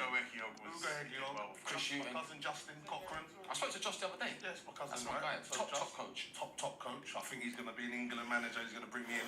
Think you're going to do what? What are you going to do? What would you? Literally, what would you? I've got many roles. Yeah, mentally. Josh Benz. Bro, do your badges. Do your badges. Level 1. You ain't got his level 1. I'm halfway through my UEFA B, don't I? You ain't got how? Without level 1? If you get your B, you can manage. With B, you can manage, you know. Liar. You can be a part of a coaches. Yeah, He's your got B. no badges. You know, his first aid is expired. His first aid is expired. But yeah, I think Justin will go on to do well. But we need managers as well, though, like who build coaching staffs with black assistants and black first team coaches, because that's again what's lacking is that pathway. Like McCarthy had black coaches, but it was like you would notice it. Because not a lot would do it. Shouldn't really, No. I feel like they don't even want to. Did the ex-black man even want to manage though? No, they don't, man. We're always late. We kiss our teeth too much. But why? This is what I'm saying. But why? Maybe it's a narrative that's been pushed out there, or maybe that the man ain't vocal about it or something. But I can't think of bare black man. But it's not just I know players. they're not giving it opportunities. But I can't think of bare black man or ex-players just saying that I'm like dying to manage, like actually trying to. Yeah, I want to manage. I look at players that I played with, my generation. I look at players that I played with, and they're managing. And for me, I feel like I just think The first team you manage, I'm gonna support them. Yeah, me too, man. We're gonna be their hooligans. yeah. Trust me. Ultras, innit? Start punching up, man. Do people ever get on to you for the West Ham thing while we're Yeah, here? but do you know what? Since then, bro, I've done so much. Like I did a documentary that's coming out soon. I've spoken a lot about it over the years, and people always say to me, "Oh, do you regret anything?" You know, I like to think that in life, yeah, things happen for a reason, innit? Listen, I've sat and I spoke about how I feel about West Ham. They bought me for all that money as a youngster, gave me my chance. If it weren't for West Ham, I wouldn't have played in the first team so young. There's no guarantee I would have gone on and played for all that stuff. So when I was young and I handed in a transfer request at West Ham, when my agent said to me about transfer request, I didn't even know what that was, because I'm just about football, innit? I'm just football. And I got to a situation where it was almost like it was taken out of my hands, because someone was said to me, "Oh, do you know what? You need to do this because," and then they're not only saying this to me, but to my mum, my stepdad. So I thought, okay, then if you're telling me to do this, you're my agent, I trust you, then this must be like the norm. Then years later, all these years later, and then I look at it and I think, you handed in a transfer request 24 hours after the club got relegated. Like, if I saw a young player do that now, I'd be like, who told him to do that? Yeah, 24 hours. And the thing is as well, when the agent wrote the letter, the agent didn't come with me. I went on my own. He gave me the letter and I had to go on my own. Who made it public? Les Scott said this as well. Yeah, I went on my own, and I knew, and it was the worst feeling, because it's something because I always think, yeah, if you're gonna leave a club, if a club wants you, they'll come and get you anyway, right? And You were never playing the championship. yeah, but and I ended up staying there for a while, but I just thought, like, especially now, because I spoke about it so much, and of course there's gonna be times where, when I play for Tottenham and I'm playing against West Ham, the fans are gonna give me stick. But then if I walk down the street, I bump into West Ham fans all the time, like, they're cool. But I do look back and think, I wish I didn't do that, because I didn't want to do that anyway. No. Because I didn't want to go to the club that gave me a chance and say, 24 hours after you get relegated, and say, even if it was a month after, I'm asking to leave the club. Do you think the club were more offended that it was like, "Oh, bro, your value is not being a request. Your value is us knowing big clubs are going to come No, to you"? I think the club just looked at it and thought, who got you to do this? They actually felt sorry for me. Okay, yeah. Did you ever get close to joining the traditional top four? Loads of times, like Liverpool, What's United. the closest one? Well, it's quite funny though, because United boys, a few times the United, but even when I was at Sunderland, right? Yeah. Wow. When I was at Sunderland. You know, I'd flipping. What's the Nigerian? Yeah, you could have. When I was at Sunderland, I remember John O'Shea and a few of the boys said to me, "JD, what happened that year? You was meant to come to United, and that we all thought you was coming." Because I always knew when I was at West Ham, Alex Ferguson, like, even Rio says it now, said Fergie, like, Rio went to Fergie and said, "Oh, what's happening with JD?" And Fergie said, Harry's not going to let him out yet, he's young and he's got time, he's not going to let him go yet, all that sort of stuff. And that's so people just think, because a manager likes you, it just happens, you know what I mean? And to be honest, round about that time as well, I was linked with United, they bought Louis Saha, and he was... But you was going to get linked with clubs. Yeah. But then you have to force it. I'm gonna say on behalf of me, Bazza, Steve, and a few of the West Ham boys, we love you still. We Nice, love you. You've met Bazza at the I'm meant to speak, I speak to Baz all the time. There you go. So I'm meant to be going to the game tonight, innit? there Tonight, I'm meant to be... you go. Yeah, we love you still. We love you, Well, mate. we're running out of time, so we're going to ask a few quick questions. Jermaine, one playmaker you could play with that you've played with in your career? Modric. Modric is the one. Best. If you have moderate to severe Crohn's disease, put it in check with Rinvoq, the first and only once daily pill. What about the I've got a question, serious question, because Andy Cole was trying to beat me up because of this question. Like, I say for strikers, 1-on-1 is an easy chance. It's not hard. Huh?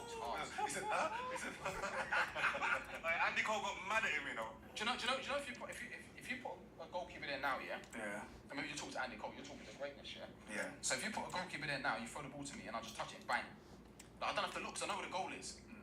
And I've been doing it for 23 years, so I know where the goal is, I don't have to look. But then if I stand over there and you're giving the ball and I have to take a touch, I'm thinking, okay, where am I going to pull it? Where's the goalkeeper standing? Am I going to go around him? Is he coming off his line? Yeah, But I'm thinking about 3 or 4 things, but then, compared to, as opposed to, like, if you throw it to me, just go touch, bang, instinct. It's harder, bro. So what you're trying to say is not 50-50? No. What's the percentage to you? It's more in the keeper's favour, isn't it? Slightly. No way, I'm saying it's 70-30, even 80-20 To the striker. to the striker. No, this is what we do, and everyone's watching, we'll do it. You do it whenever you want, we can wait till the summer. We're going to get a goalkeeper. Yeah. I'm gonna ask someone at Tottenham to use the facilities. Yeah. We bring all the cameras. Oh. Yeah. We get people to stand there to add a little bit of pressure to try and make it real. I'll join. And what we do is I'll do like a masterclass, different finishes. This is class. We do like different finishes. And then when the one-on-one comes, that's the one that I'm gonna win. The other finishes I might you get it. Let me just ask a couple more quick questions. What's the best derby match to play in? The Old Firm. Old Firm, not Sunderland and Newcastle. That's unbelievable as well. But the Old Firm, that's unbelievable. All of them are but in terms of the atmosphere and like from what I've experienced and even what I was told before I went to Rangers. Yeah, it's next level. And lastly, do you hate international football? Because every time you started, scored multiple goals. Every time tournaments would come, the manager would have an excuse as to why Jermaine's not going. Yeah, but you know, but it's no different to you mentioned Benty. Yeah, 100%. There's one, yeah. the one I went to South Africa, and then you look at it and you think to have a better chance the squad, because let's be honest, yeah, to win a World Cup, bro. Can you imagine the feeling? So then you're thinking, then it's not even about just you anymore. You're thinking, right, we just want the best squad. And there was times where, like, even one before, when me and Sean went to South Africa. Before that, Sean should have gone to another one. Benny should have, like, even years before, Wright should have gone. Yeah. Andy Cole should have gone. Yeah. One last question: Haaland or Kane? What? Oh, Haaland or Kane? I thought you said Hoyland. Haaland. Yeah. Well, so I'm pronouncing it Norwegian. I'm trying to get into pronouncing it the Norwegian way. See again, see like now, yeah. For me, I'll say different players. Yeah, but you got to start with one up front. Josh Rowe is the manager of this team. Yeah. And he needs to buy a striker. He has to start one of these two. Who's starting? You need to win this game. Harry, bruv. Thank you. Boom. H. What? Yeah. Do you know why? Do you know why? You know, because I think we see with Harry, yeah, like Haaland scores goals. Harry scores goals. But I just think, you know, if Harry don't score, he would do something mad. Like he would drop in that number 10 position, and then he'll pass it to someone like a Kevin De Bruyne, and then we'll win the game. Look, he's passed the other day, a little outside the boot. Do you know what I'm saying? So like it's like, yeah, there's so much more. If you're gonna win the game, you need more than just like. Yeah, that's the right answer. Well done, Jermaine. That is the right answer. Congratulations, Jermaine. You know, Legend! Fan.com. Thank you for the legendary appearance. Jermaine Defoe. Underrated. By you.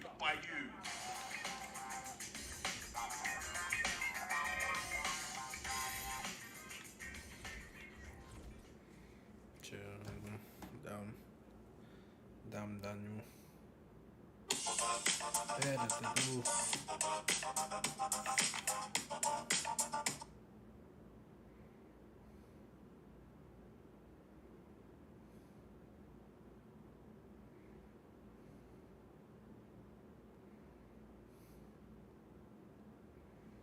I need to go to sleep then.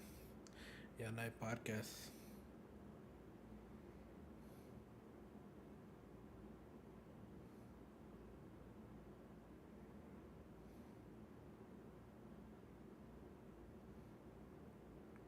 Welcome to the new edition of Kicking It, this time with the legendary, the iconic American-Argentine voice of soccer, Mr. Andres Cantor. It's so good to have you with us. Thank you. You are the voice of soccer to the millions of Spanish speakers all around America. You're also the father of our very good friend, Nico Cantor.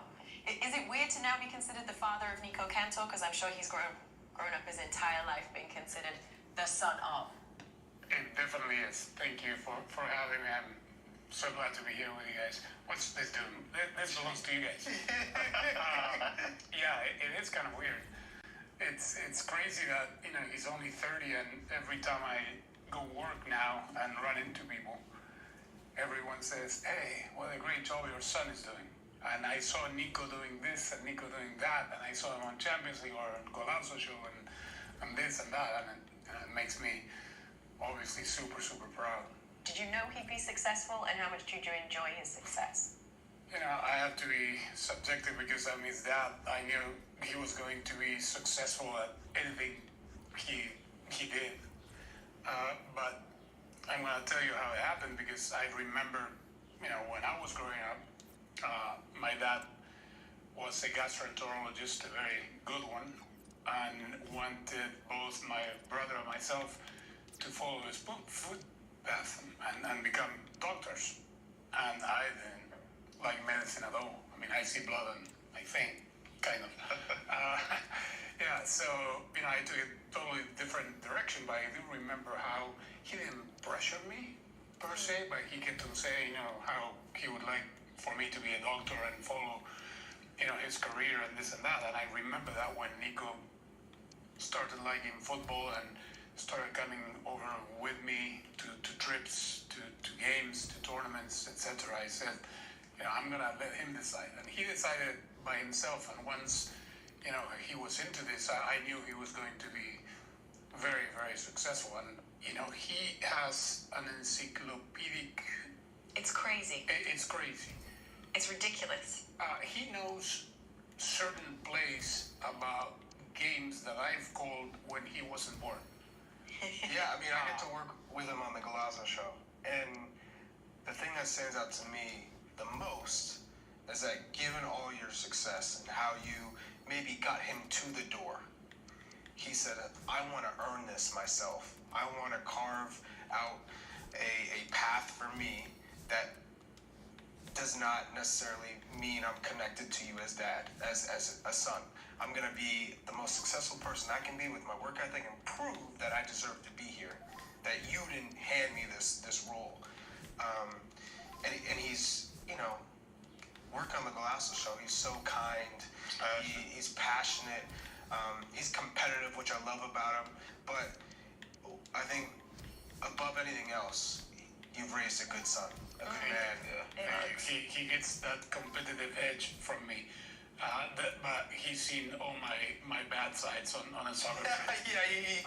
I embarrassed my son, and I kept on embarrassing all my friends when I played because, I was so competitive and picked a fight in every single match that I played that, when I started working on television, I had to, take it easy a little bit because they kept on saying, hey, aren't you here on TV? Yeah, but you just almost broke my ankle. What are you doing?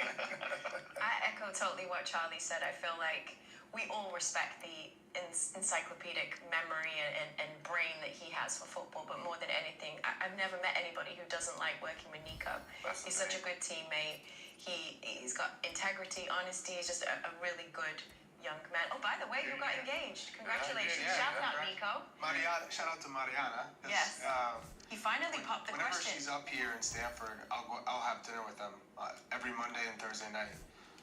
So he made me an asada, which was impressive. But she also, when you got the award, and they were watching it in Stanford most recently, and to see how much she cared for you, just like Nico, it was almost like you were her father, was pretty special. Well, thank you for the kind words about Nico. I'm super proud, and now we have to get Mariana to meet Jamie. Yeah, 100%. Can I tell you a story about his engagement? Because it has to do with you guys. Okay. Okay? Before we We're part of the engagement story. So, Friday night, after he gets engaged, I see the Instagram post of Mariana and everybody that is putting pictures up, right? Of them getting engaged, her showing the ring and this and that. So I get home, I post a picture, so proud of your son, be happy, whatever. 10 minutes into it, I get a call. Dad, get that photo down. I said, what? Yeah, everyone else is posting your pictures. Yeah, but everyone is not you. And please see if anybody from CBS saw your story. What? Why? Oh, no. Because this was going to be a surprise for, I think, the Champions League crew. I don't know what he meant, but I said, okay, I obliged. I took it down, and then I called them up the next day and I said, this is going to go on my biography. My son made me take down one of my most proudest and happiest moments in my life because he had sold his exclusive to CBS or whatever.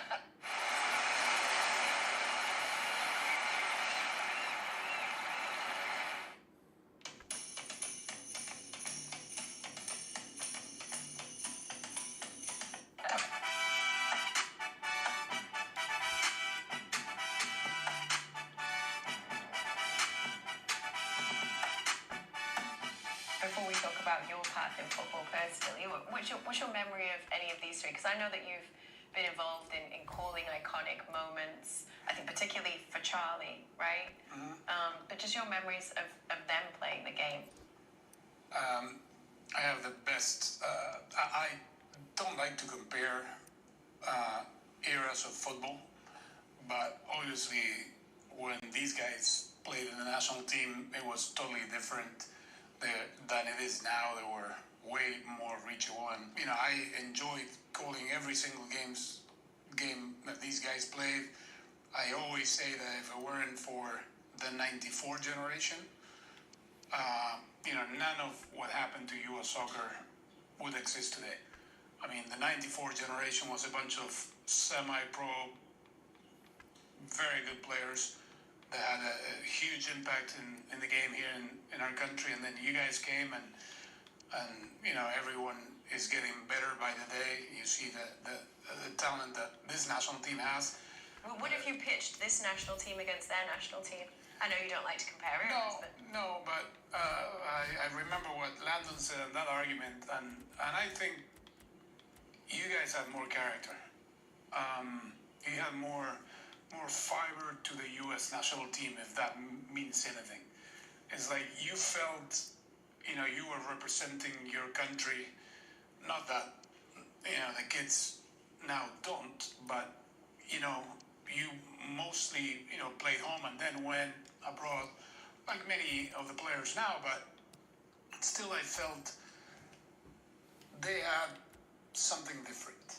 They had, I don't know, how do you feel, how do you guys feel about it? Yeah, I mean, I can't say, like, in terms of what their mentality is or what it isn't, but going to what you're saying, when you talk about how I felt like I was playing for the kids that didn't make it from my area. I knew how special it was to play for your national team. When I grew up, it wasn't play club ball, it was to represent your country, and it was to play in a World Cup. And for me, it was like, you talk about that chip on your shoulder, wanting to prove the rest of the world that, hey, we can play with the best, and we can show that we play a good style. And for me, that always stuck with me when I played with the national team, because that was my ever first dream. When it came to playing this game, it was to get to that level. It wasn't thinking Great I was night going to be play a spectator. professional. Perfect That came weather here in as North I got London. older and saw that was a possibility. So for me, it was always the national team, it was the World Cup, and it was taking it another step than the people that were before me. So that was my mentality, and so that resonates with me in terms of that grit I felt that I had. What I will say that's different, though, is, and it's kind of similar to what you're saying, is that I still think this team can grow and bring on some of those traits that you talked about, I think part of that comes with experience. Some of them play for youth national teams, but there's no replicating playing in a World Cup or playing on those biggest stages. They're getting at the club level now, but I think this World Cup that just passed was massive for them. That's why I'm so eager to see 2026. I'm bullish about this group. I'm bullish about... I'm Derek Ray, your match commentator, and what they can alongside accomplish in that providing all the tournament. tactical analysis is Stuart Robson. And we're featuring a foot squad battles game coming right up. Stuart, what are you expecting? Well, I'm looking forward to this, Derek. They're up against the team of the week, so it should be really competitive. But they'll need to be at their best to win here today. We'll see for a while. And you talk about And the 94, goalkeeper that was a big... outdone himself with that save. What's the stepping stone that this is going to take us to, the 94 2026? birth MLS in this Ball game. with the corner. I agree with... Well, making I think contact with the this ball, team but has couldn't quite keep his header A down. lot of talent. And I talked with Berhalter about this. The only thing that worries me at this stage, knowing that they don't have to play World Cup qualifying, is And that they're here's going to, how other Arsenal than will Copa line America, up. they're going to have to Thibaut play Courtois friendlies begins in against goal. Frankie de the Jong teams plays that are with Toni available, Kroos in the not centre of the teams that park. they want And to leading play the line against, today because, is the Fernando calendars are so Morientes. filled up. So I asked him about the mentality of the player coming in to play Uzbekistan and A Oman. nice with ball over the top. due respect to them, is it the same than going down to Incisive San play by Pedro Sula in Morientes. Honduras and play And Honduras a wretched cross, on really, over on a everyone. Wednesday night, with a packed stadium and all the pressure that means. So Modric. they're gonna have to really Ball with Maxima. change the Artem chip and Dovby. make sure that every single opportunity, every single minute that they play to their maximum level to get to be successful in Well read to put an 2026. end to that That's what I attack. think. Time will be the biggest selling point for them. And you're right. Oh, Those he's through games here. are hard to replicate. You know, that experience. Opportunity still there. 100% prepared. Well, quite top of that, simply, they're young. that is a wasted And they chance. play at the biggest clubs in Europe. They play for the national team. They go back to Milan. They go back to England. They go back. Well, the defenders know wherever they they need play. to get tighter. And they're De Jong? within a Can he certain give them the lead? comfort zone. On a powerful that, effort, but when not they come threatening the back, when you goalkeeper, guys and came to he'll the be national team, you disappointed. had to fight for Guardiola every que me single está minute. mirando. And you knew that the national team was a stepping stone for something better. And you have national pride. Not that these Error guys from the don't keeper. get me Will wrong. they seize on it? Of course, everyone in this team has national pride, but then, they go back to Milan. They go back to Juve. You say they don't need it as the stepping stone in the same way that these guys did. Got you. Making I sure just felt nothing like came of it. you needed both always. So even like if you when I went to Europe and I was at Fulham, it was like Oh, he's left his one marker for can help dead. the other. So if you're Able not to doing clear well the at danger, Fulham, at least for now. but doing still well enough to get called in, and then you get a goal, or you take that confidence back, and it helps you get on track, or vice versa. You know what I mean? I just feel like when I was playing in MLS, to your point, if you have a good World Cup, it gets you to move to Europe. So it's kind of like I think they both kind of help each other, and long as you can stay fit. And be main players for the team that you're playing at in Europe, because you talked about a lot of players are at on the big way out of clubs, play, but so a throw in to come. not always playing week in and week out and playing 90 minutes. So it's that balance Bellingham. of being at the best club that you can be at, but being a main player for your team. But I still think that I always felt personally that you needed both, right, to help each other. Oh, a vital and piece of when last-ditch you're defending. having a downtime with one, the other can kind of get you back on track. Happy holidays, everybody. Today we're going to do some pet-friendly spins on holiday And classics. credit is due for that good This piece is of a defending. cat-friendly take on turducken. And I made a Well, play they on might be able surf and to turf. launch You a guys hungry over there? counter-attack. Morientes. Looking for an easier way to get that Keeper getting LLC the next track. to your business name? Say hello Did well to to clear it Telegram. away. Just go to their site, enter your Cancelo. LLC state, add your business name, answer a few questions, and that's A it. chance Now your to business nudge Shut it. up. Corner I can do that myself. Well, they've been frustrated for quite a while now, but these fans have suddenly come to life. And fired over by Kroos. You also came in the Maradona t-shirt. Fernando Morientes. And I don't think you've covered him closely, I'm assuming. Been around him in person. I was very fortunate to cover him not only in the World Cup in 1986, kind of closely, but I was also with him the two times he won the Scudetto in Napoli. Yeah, I was in his An home. important challenge, but they must remain organised. And then Can he put it away? I saw him many times afterwards. And, actually, Nico and Andrea, my daughter, met him in the 2006 World Cup at the VIP lounge. And time is up as far as the first half is concerned here at the Emirates. Andrés Cantos, vos sos el hijo del gordo. You're that's a phrase that we use a lot in after Argentina. a dominant first half You're the performance son of by the Arsenal. chubby one. Says, yeah, and he embraced him, and they took a picture together on a regular camera that got stolen that same night. Oh, so now there's no photo. Yeah, no photo. Nico, of a young Nico. Nico met him afterwards in 2014. Well, it's great when And I you can kept on rely seeing on your him keeper. quite often, probably until 5 years before he died. This has been a top-class display today. So Look how many chances they've created. I And liked if they him. want to, they could score a hatful of I goals. liked him as a person. I think he was the greatest thing that Now they're going to alter things. the Here's the greatest player substitution. that played this game.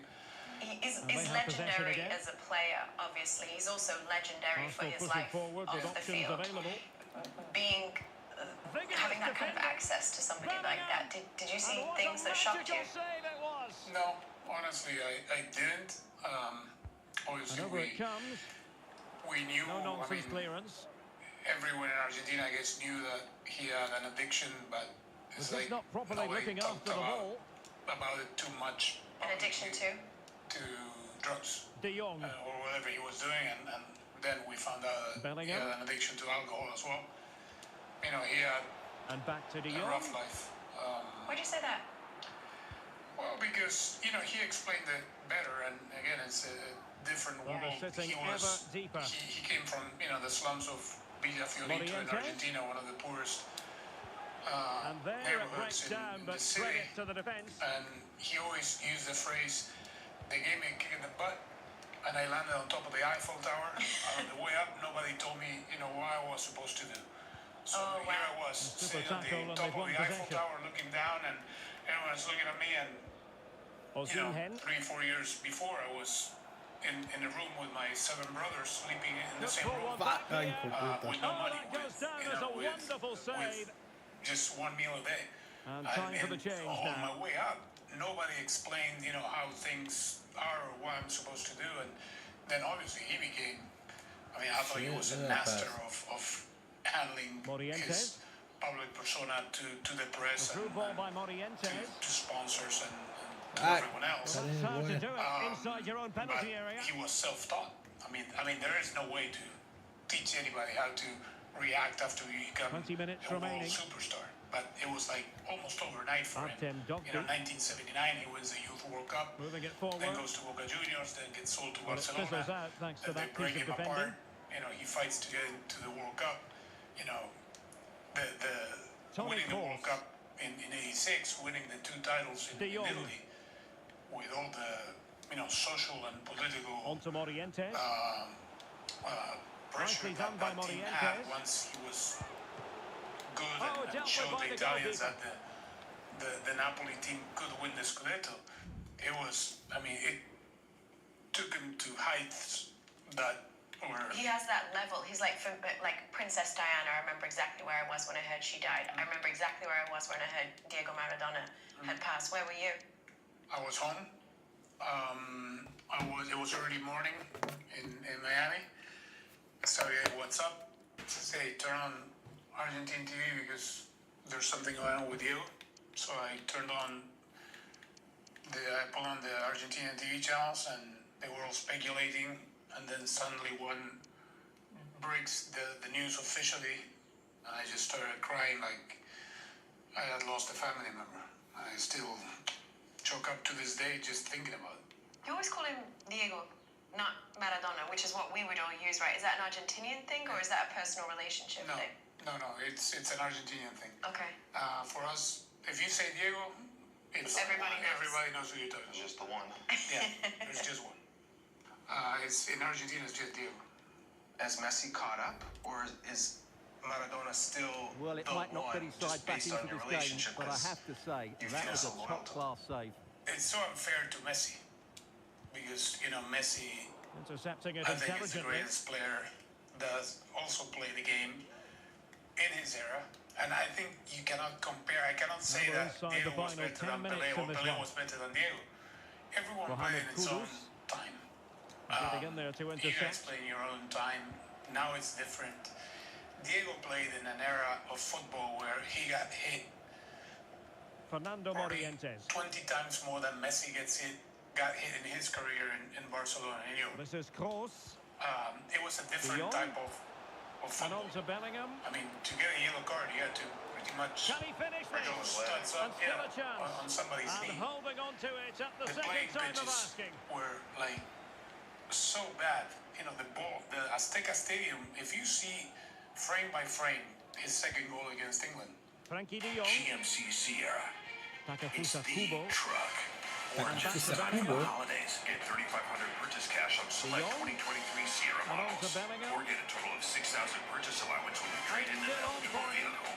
And thumped away. Start your day with Nature Made, the #1 pharmacist And recommended there vitamin and goes the supplement final brand. whistle. And the home fans are going The to ball be looks like a happy rabbit. about... Actually, it goes boom, boom, Than their opponents and the in fact all that he aspects of the controlled game. for They defended well enough, 60 they meters dominated. to get to goal, getting past the English players is just amazing. Nowadays, the pitches are, carpets. You can play football. If you're a good football player, you'll have your best game on any given night because, the surfaces are so good. In Maradona's day and time, he had to play in the mud. He had to play in dirt pitches.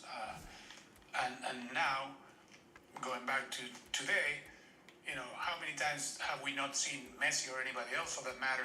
You know, they're running with the ball, somebody puts their hand on their shoulder like this, and the player stops, and the referee calls a foul. That was unheard of in Maradona's time. So I think now, and Argentinians we are so extreme that, you know, when we go into the World Cup, we expect to win the World Cup every time.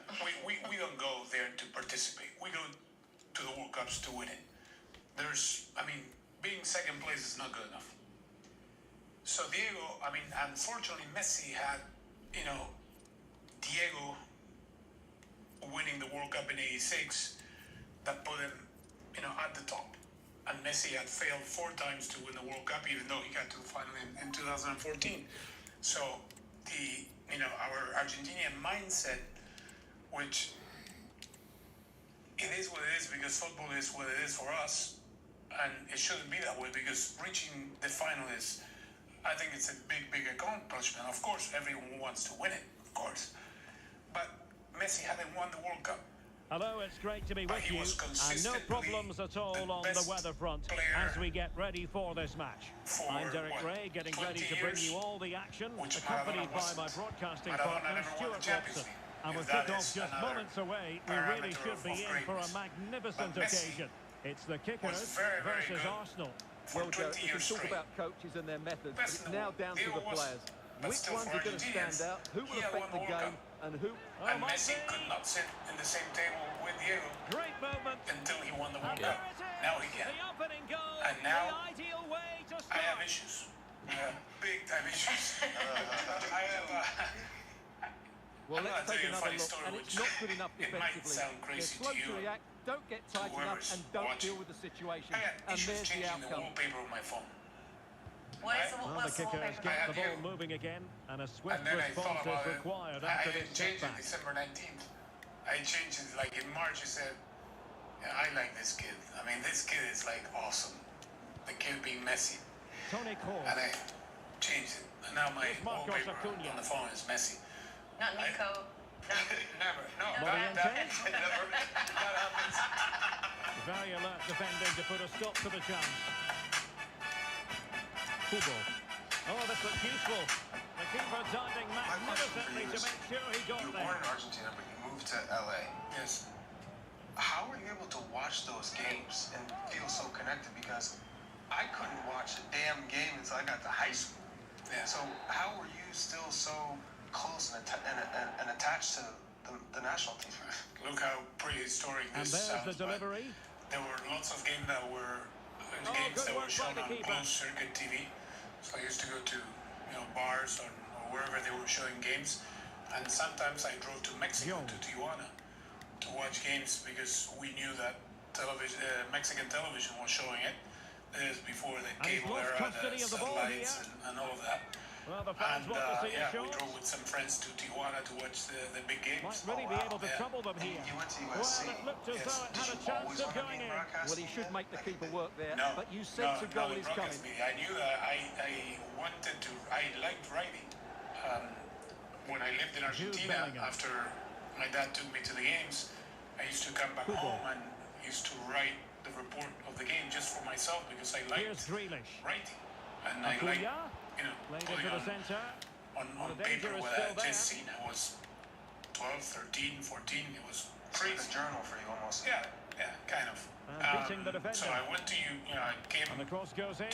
to Los Angeles, finished high school in LA. Failed to hit the target. I was the star of the team. We made it to the CIF finals for the first time in my high school's history. What position? Any position who would put me. The last year I played center forward. Okay. Well, there it is. How do you feel Arsenal about Nico certainly wanting tried to to be a dictate the goalkeeper? play over the last 15 minutes. And with it, they've created some great openings. It certainly because they get another before too long. I did, practice with him a lot. I just say that, I just answer this. I mean, like the players answer that. If I get to play, if they want to put me as a goalkeeper, I get to play. I'll play any position. So just the fact that he was playing competitively in his high school team and in college, defending when it was awesome. I mean, this game is the best thing that can happen to anybody. We drafted Nico Room to in roam on the to our flank for five-a-side game, kickers. played versus Gotham FC. Nico was keeper Options on in your the centre. side. Give me your scouting report. I would Well, say an opportunity I from the like this corner for fashion. kickers to get right back into I this like game. that he was confident. He was a good shot stopper. Well, the crowd know that but set what I was pieces could be their disappointed best in, chance. Just listen especially to that having the reaction. Argentinian background, he Can was he not deliver it good with accuracy? building out of the back with his feet. I expected a little bit more pressed with his high. feet, but great shot stopper. Rewarded for that and brilliant hard confident, press. good energy, but he needed to be a little bit better with his Man, feet. you put him five against five. He's used to Grealish. big spaces. Right? Yeah, build up from Body That's true. forward That's and the true. break Yeah, looks that's on.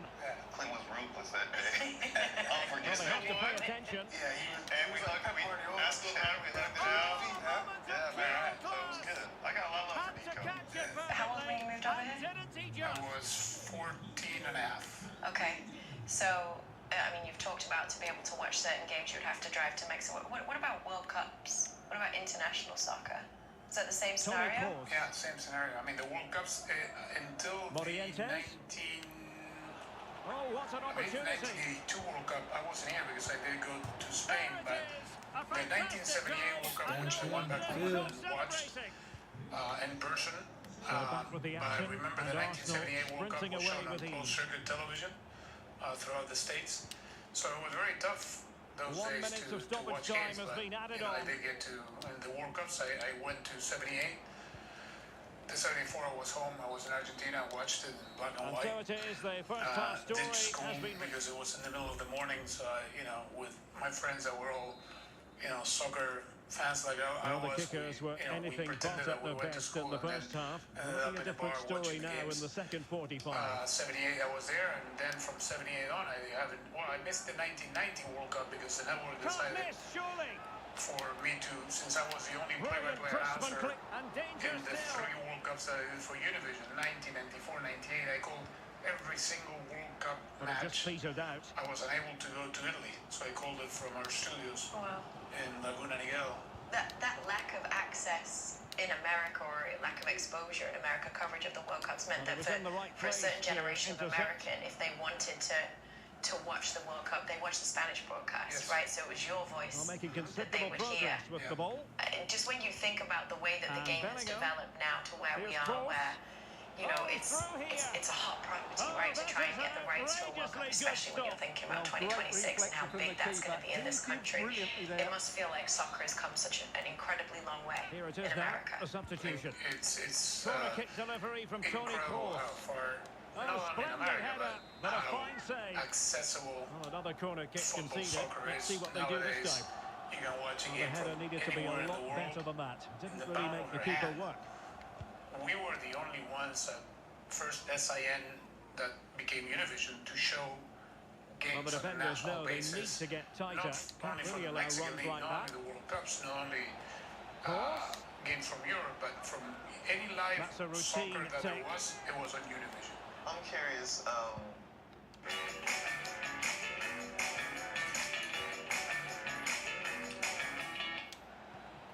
Everything that Kate's saying Well, in there terms was of like, impending danger, but so good defending. you become the voice, right? That everyone's tuning into. Joe. You've had that goal call. How did you birth that? Like, was that just spontaneous? Was that something that you had thought about and rehearsed? And No, it's Grealish. the way everybody in Argentina, every broadcaster in Argentina calls goals.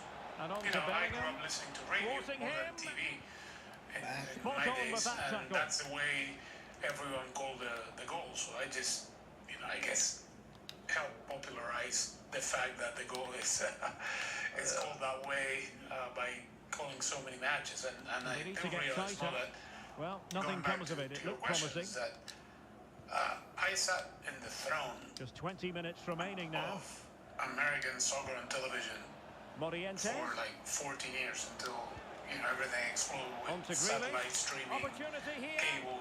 And he's kept it There out. was only Fully one place stretched. really to watch Somehow reaching it. football in America, regardless of language. And there was only one play-by-play announcer calling all the games. And I pinch myself to this day every time I go to the big games, but for 12, 13 years running, I mean, everyone that wanted to watch soccer was watching us. It's like crazy. And now, going back to the question, it's like, whoa, just think about what I just said. There was only one outlet to watch soccer on a weekly basis. And now I get off my phone, I go back in the plane today, I'll be watching, a game. Talking about to his point about that, like even during my time growing up, And he's the fired way over that the I was corner. able to watch Diego Maradona play and And the the World goalkeeper Cup was under no VHS. pressure. Like I couldn't watch anything live, and the only time maybe I got to see some stuff, it was on some sort of satellite And that you had to from like the tilt the antenna or something, and you're able to catch a Liga MX game or something like that. That's So why I became an Arsenal fan. it was hard to try to watch games. Even in my era of growing up, 1993. I mean, just to show how far things have come, just in the last 40 years. You were given a character on The 10 Simpsons. minutes to go then. Yes. That had to feel pretty cool, didn't it? I don't know if there's more of a breakthrough in American culture than they put you on The Simpsons. Simpsons, you were in Super Bowl ad, like.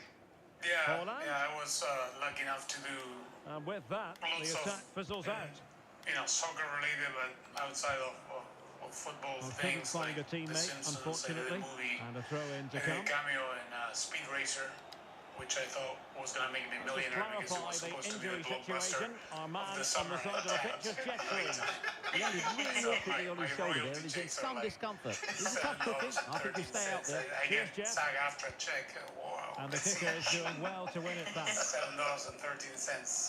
I knew, how big the Simpsons were, but it was, I guess it wasn't it was a big deal On to Holland. when I shot the episode, but it became even bigger when everyone started, texting me when they saw the episode. Oh my God, you're the Simpsons. And there it is, the full-time whistle here, and it's a victory for the visitors. I'm telling you that I just made it in America because I'm on a 1-minute snippet of The Simpsons. Really?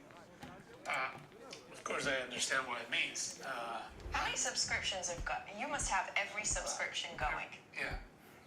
And I have many. I just realized the other day I'm paying Paramount Plus 3 times. I'm not kidding. Andrea has one, Nico has one, and Lily has one. You pay Nikos? Yeah. Hey, come on, Nico. Well, there's 3. I don't know who it is, but every time I watch you guys, it's who's watching, Andrea, Nico, or Lily. So it's their subscriptions. So. I pay too, so I feel you. Okay. But apparently, we're all supposed to get free subscriptions. I could never get mine to work. Yeah, mine don't work either. Yours doesn't work either? No, I'm still paying for it too. Yeah. Oh, you pay for it too? Yeah. Hey, mine's working. Shout out CBS. I'm with you. Hey, Paramount got that me right. When your hotel room is your bedroom, and your living room, and your dining room, maybe you need more than a hotel room. Get an Airbnb and get more space. Yeah.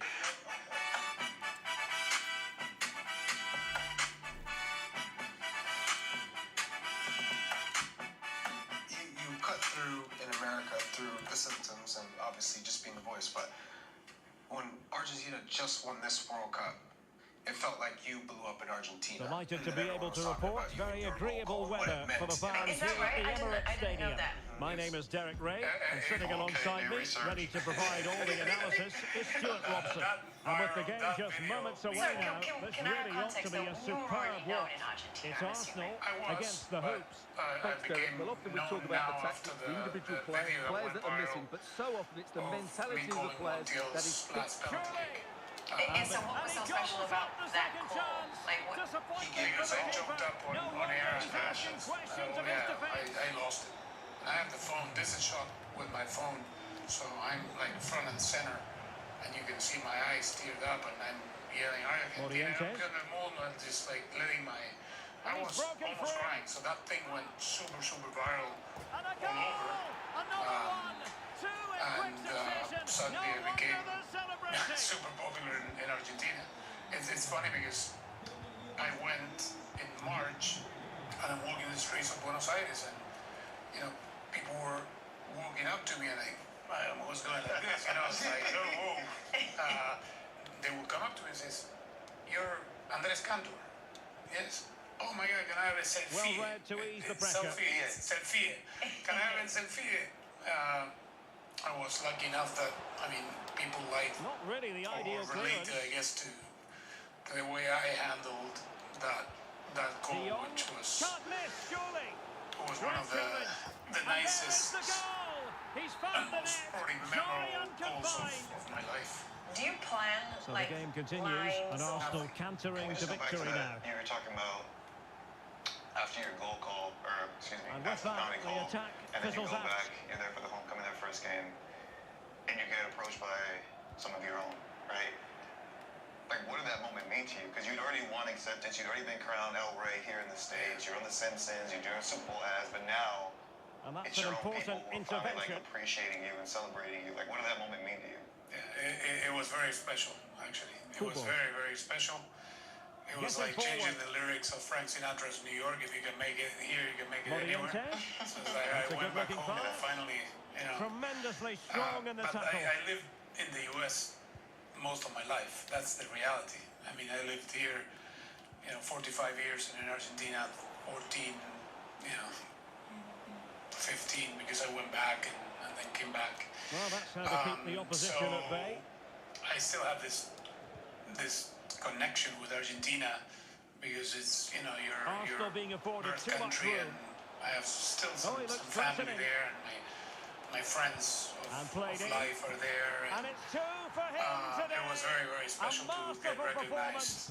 And at the same moment, I get recognized, the day before walking the streets by many people. Then I go, I wanted to live the fan experience. So I didn't have any privileges. I just went to the game as a fan. So I'm there. I had a gold chain. Yeah, how'd you get your chain fast like that, man? Because that's what happens when you go to the stadium in Argentina with a gold chain around your neck. It was summer. I had an open shirt like this. Nicely We were cut trying out. to get in, going through the security checkpoint, and suddenly I feel Arsenal somebody finding space on the wing. pulling my necklace out, and it had a little Decent cross, but nobody in the vicinity. medal that it was given to me by my parents, that it belonged to my couldn't keep it grandfather. in. Yeah, but I kept it. They because decided I that felt now the pull, is the and I time went, to go I to the pulled back, bench. and I kept the little medal, and I turned around, and nobody was running. And I asked my friends, "Hey, I just got stolen. Who was it?" It's with Joao Cancelo. It was a professional Made it look job. routine, It was but an inside read it job. well. It wasn't my fault. I know my friends. I got good ones and I got bad ones, but they were. He continues his run. In your backyard now. Messi. Oh, good work by the keeper. Yeah, he's in Miami. Oh. I took it literally. No, but you know what? The day he moved, people are funny. And they were for And real. back to Bellingham. They were calling me and sending me messages. Hey, Able defending. whenever he's over But at your can they house keep for it an out? asado, please let me know. Excellent block. Oh, marvellous save. Great goalkeeping. Do you expect him to come to your house for And an there asado? we have 'Cause it. that Argentine pizza wasn't looking too good. I'm not gonna get into that. The second half fuck has with Nico begun on this here issue. in North London. Actually, I met him briefly. I didn't have a picture with him. I get invited by FIFA The supporters want to see him February have a go. of this year Grealish to be a co-host of the best awards in Paris. Tearing apart this So, defense time and they again. take me backstage. They simply can't handle it. It was a very tiny backstage. And They asked for my teammates phone. around him. My co-presenter was Adriana Lima, the former Brazilian. Okay. Well, it came to nothing in the end. There we go. So we're both there. They're micing us up. I don't have my phone, and like I'm almost about to go on stage, and Fernando suddenly I see Morientes. Virgil van Dijk And Bellingham. right It's by got to me. be. Mbappe, Chance and here to comes run. Messi. So, Just couldn't get my it phone through. it's now or never. So I run. I go to the FIFA guys. Hey, give me my phone. I asked him for a picture. Took a picture, and as I was taking the last picture, they said Cantor Lima, and they pushed up to the stage to present the next award. And then Well, here I we didn't can get to see see it him in again. the And after no party. wonder the manager is furious. I saw They just Antonella. have to get tighter here, deal with the danger. Lily, my Otherwise, wife, that's was, the outcome. I Not see good she's enough talking with defensively. somebody. I was talking with somebody else. I turned around. I walked towards Lily, and there she was talking to Antonella. It was super crazy talk about the viral goal. She goes, "You made us Nicely cut cry out. so much." Morientes. Yeah, your goal, your Cancelo. your Montiel goal was so Is this the emotional. moment? We all saw it. So you know that Messi heard that. But my first reaction is, and this happened with the coach as well, is no, you guys made me cry. I didn't make anybody cry. It was Leo that made me cry, and the team that made me cry. But thank you. And I approached the coach Scaloni beforehand, and while I was walking up to him, and he comes up to me. I never seen him in my life. Precisely what they were looking Says, for. My Now kids he told me it was deserves you. to celebrate Oh it. my God! There's only one video that I kept from the final, and it's yours. And he pulls out the phone and shows me that he's got the video, and that he cried and how emotional I was. Well, here it is again, That's gotta be and the top keeper's three. lost his Yeah. concentration That here. is- Top three. He's totally in the wrong position. He'll be disappointed with that. I already said number one, man. You ain't listening. But anyway, We're talking about hanging around with Maradona. Yeah. And okay. From moments of being in the sport. Yeah, you hear. Top one is probably I didn't get to call it because I was writing. I don't know if it's top one, but it has to be up there. Sorry. The second goal against England in Mexico. Yes. That I cried. Yes. Also have possession again. That's something different Bellingham. than anybody else, which was Messi. I mean, there was like out of the 10 people that would tell me that they wanted Argentina to win the World Cup, they would say, I want Messi to win the World Cup. Right. As much as they wanted Argentina. They really wanted Messi to win the World Cup. Real chance. Because, So wait, so to round out the top three, you had the goal versus England as Well, one. it was a close call, but he is You have just the offside. winning the Good finish, World mind Cup you. with Argentina in 2022 as two. Yeah. What's three? Liam Ridehouse. Really good challenge. So what about the call of an iconic goal from a young Charlie Davies at the Azteca Stadium? Where would that come from? That was big in itself. It was very hard to win. It's still very hard to win up there. And it was very hard to score. And now a chance for them to This guy revel in just the moment.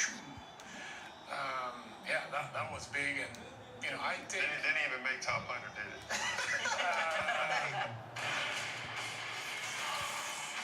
Erling Haaland. Can he find the right pass? How many subscriptions are you paying for? Rocket Money finds sneaky or forgotten subscriptions and makes The canceling referee is given a corner.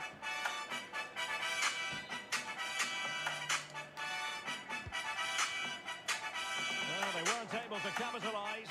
Calling a game with Nico. In English, have you ever done it? no. Speak it, believe it, receive it. Let's make it happen. Yeah, why not? Why not? But And the hoops with acres of space to attack. of course, I'd love to. To me, what he said with the Messi interview, you said it's a work in progress. That's something And you that really was want to do. goalkeeping You're the right king. out to the top drawer. It's absolutely is the remarkable. process? His Why isn't it reflexes just, were hey, brilliant there. Inter Miami, let's get this done. Whenever it comes, You see and clearing it away. Hold on. You see how quick these guys turn things around? Dealt with When you easily were by playing, Courtois. right? Yeah, how was All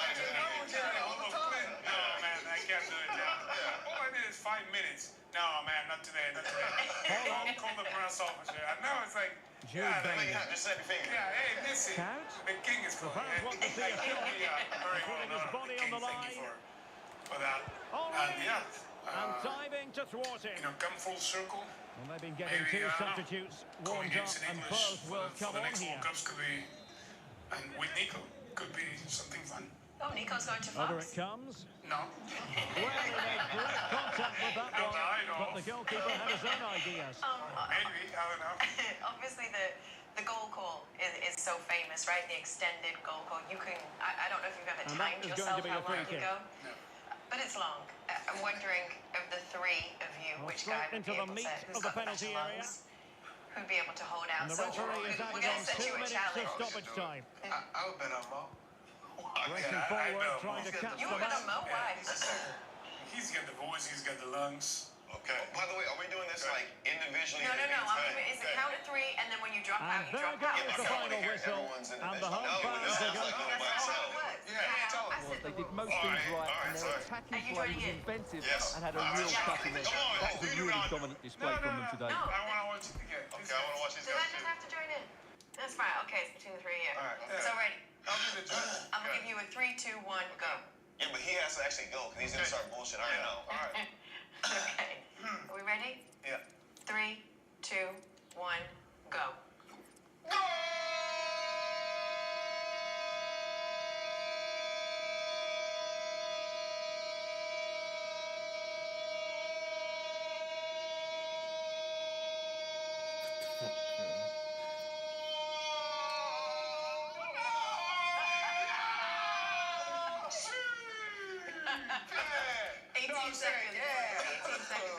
Was it decent? Yeah, it was easy. And I could have kept going too. I just, Andrews, we appreciate you so much. Thank you for coming through. It was a pleasure to get to know you.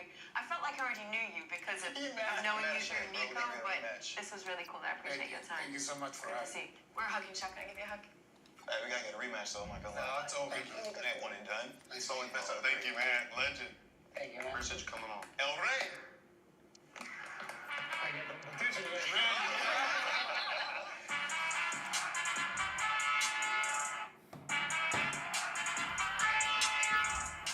Thank you for watching. If you liked this episode of Kicking It, then don't forget to hit the like button and subscribe to enjoy more raw and unfiltered content from me and the boys.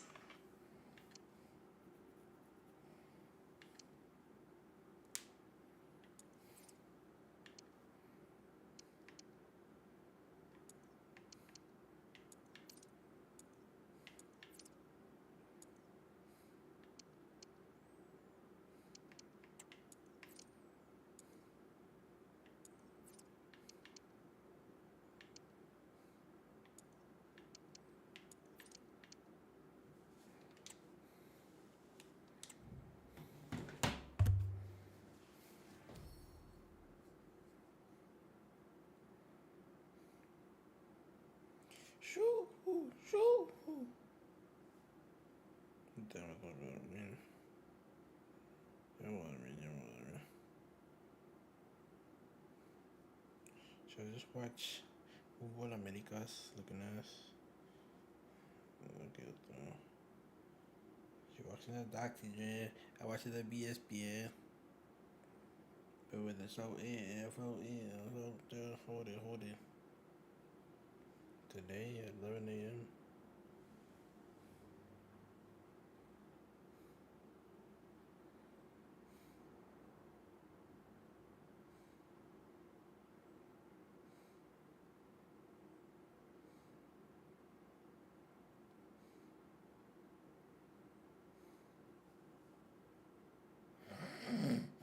Puta.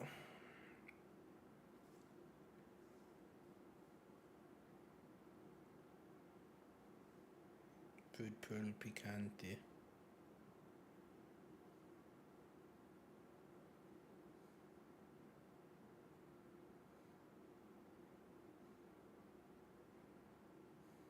Esto no porque no hay otro.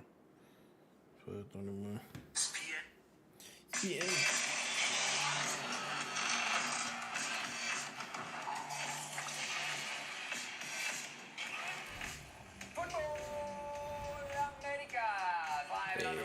Here on ESPN Plus and ESPN Caribbean alongside Hercules Gomez. I'm Sebastian Salazar. This is episode 312 of the show. And Herc, all I have to say, it's been a busy couple of days since our last program, at least for me up here in the United States. How are you doing down there in Mexico? I'm doing fabulous. Do you have any phone calls? Anything interesting happening over the last few days? I feel like you made some ruckus. I feel like we caused a little bit. No. Just a day's work. How you doing, Sevy? I missed you. I'm doing well. I can't wait to get you back here in the United States. Got some big plans for 2024, but we'll discuss those at the end of the show. We got a lot to get to, Herc, here in this episode of Fútbol Américas. In just a little bit, we're going to be showing you our ballots for U.S. Soccer's End of the Year Awards. By the way, the official ballots were due at noon Eastern time today, so I hope, Herc, that you got yours in. We got some new managers in Liga MX, big clubs, but with big problems. And we got some free agency news out of both Major League Soccer and the NWSL. But Herc, why don't we start this edition of the show Bro, they actually with the story that dominated Monday's edition of so. Football Americas and that has Whatever, been no sé. rocking American soccer I don't really all know week. the girls. Major League Soccer's now stunted plans to pull first teams out of the U.S. Open Cup. Wednesday morning, U.S. Soccer announced it had ruled against allowing MLS to remove its first teams from the Lamar Hunt U.S. Open Cup and replace them with teams from MLS Next Pro. This, of course, followed Friday's announcement by Major League Soccer of their intent to exclusively use MLS Next Pro teams as their representation in the Open Cup. Worth reminding you, U.S. Soccer's professional league standards, the rules by which the federation sanctions its leagues, requires Division I teams to participate in all representative U.S. Soccer and CONCACAF competitions for which they are eligible, i.e., the Open Cup. So what was the response from Major League Soccer to the ruling from the federation? Where they also gave a little bit better explanation as to why they took the decision in the first place. Quote, there are several goals and concerns that must be addressed in connection with the tournament, including developing young professionals and providing them with greater opportunity to play before fans in meaningful competition in a tournament setting, prioritizing player health and safety, reducing schedule congestion for MLS clubs, and enhanced investment from U.S. Soccer. That's the response from MLS. Herc, what's your response to U.S. Soccer's ruling? I'm gonna be honest, I was pleasantly surprised, Seb. Really surprised. I didn't think there would be a response so swiftly and so adequately from U.S. Soccer. I guess I shouldn't be surprised because the right thing was done, but it does surprise me that the right thing was done. There's another thing that surprised me. There were lots of parties that made their voices heard, whether it was fans, whether it was media, whoever the case may be, some soccer media, some outside the soccer media, your voice worked, and you were heard. And whether that made U.S. Soccer in some way, shape, or form rethink their position or not, maybe that was their position the whole time and they were going to say, no, this isn't what we're going to do. We're not going to allow you to do this. We're not going to allow you to kill the U.S. Open Cup. It worked. It happened. Okay? What surprises me here is not that your voice worked. What surprises me here is not that U.S. Soccer took a stand or that MLS was looking out for MLS. It's the parties that stayed silent. Now, I'm an ex-player. And as an ex-player, I almost feel bad that we've not heard anything from the MLSPA.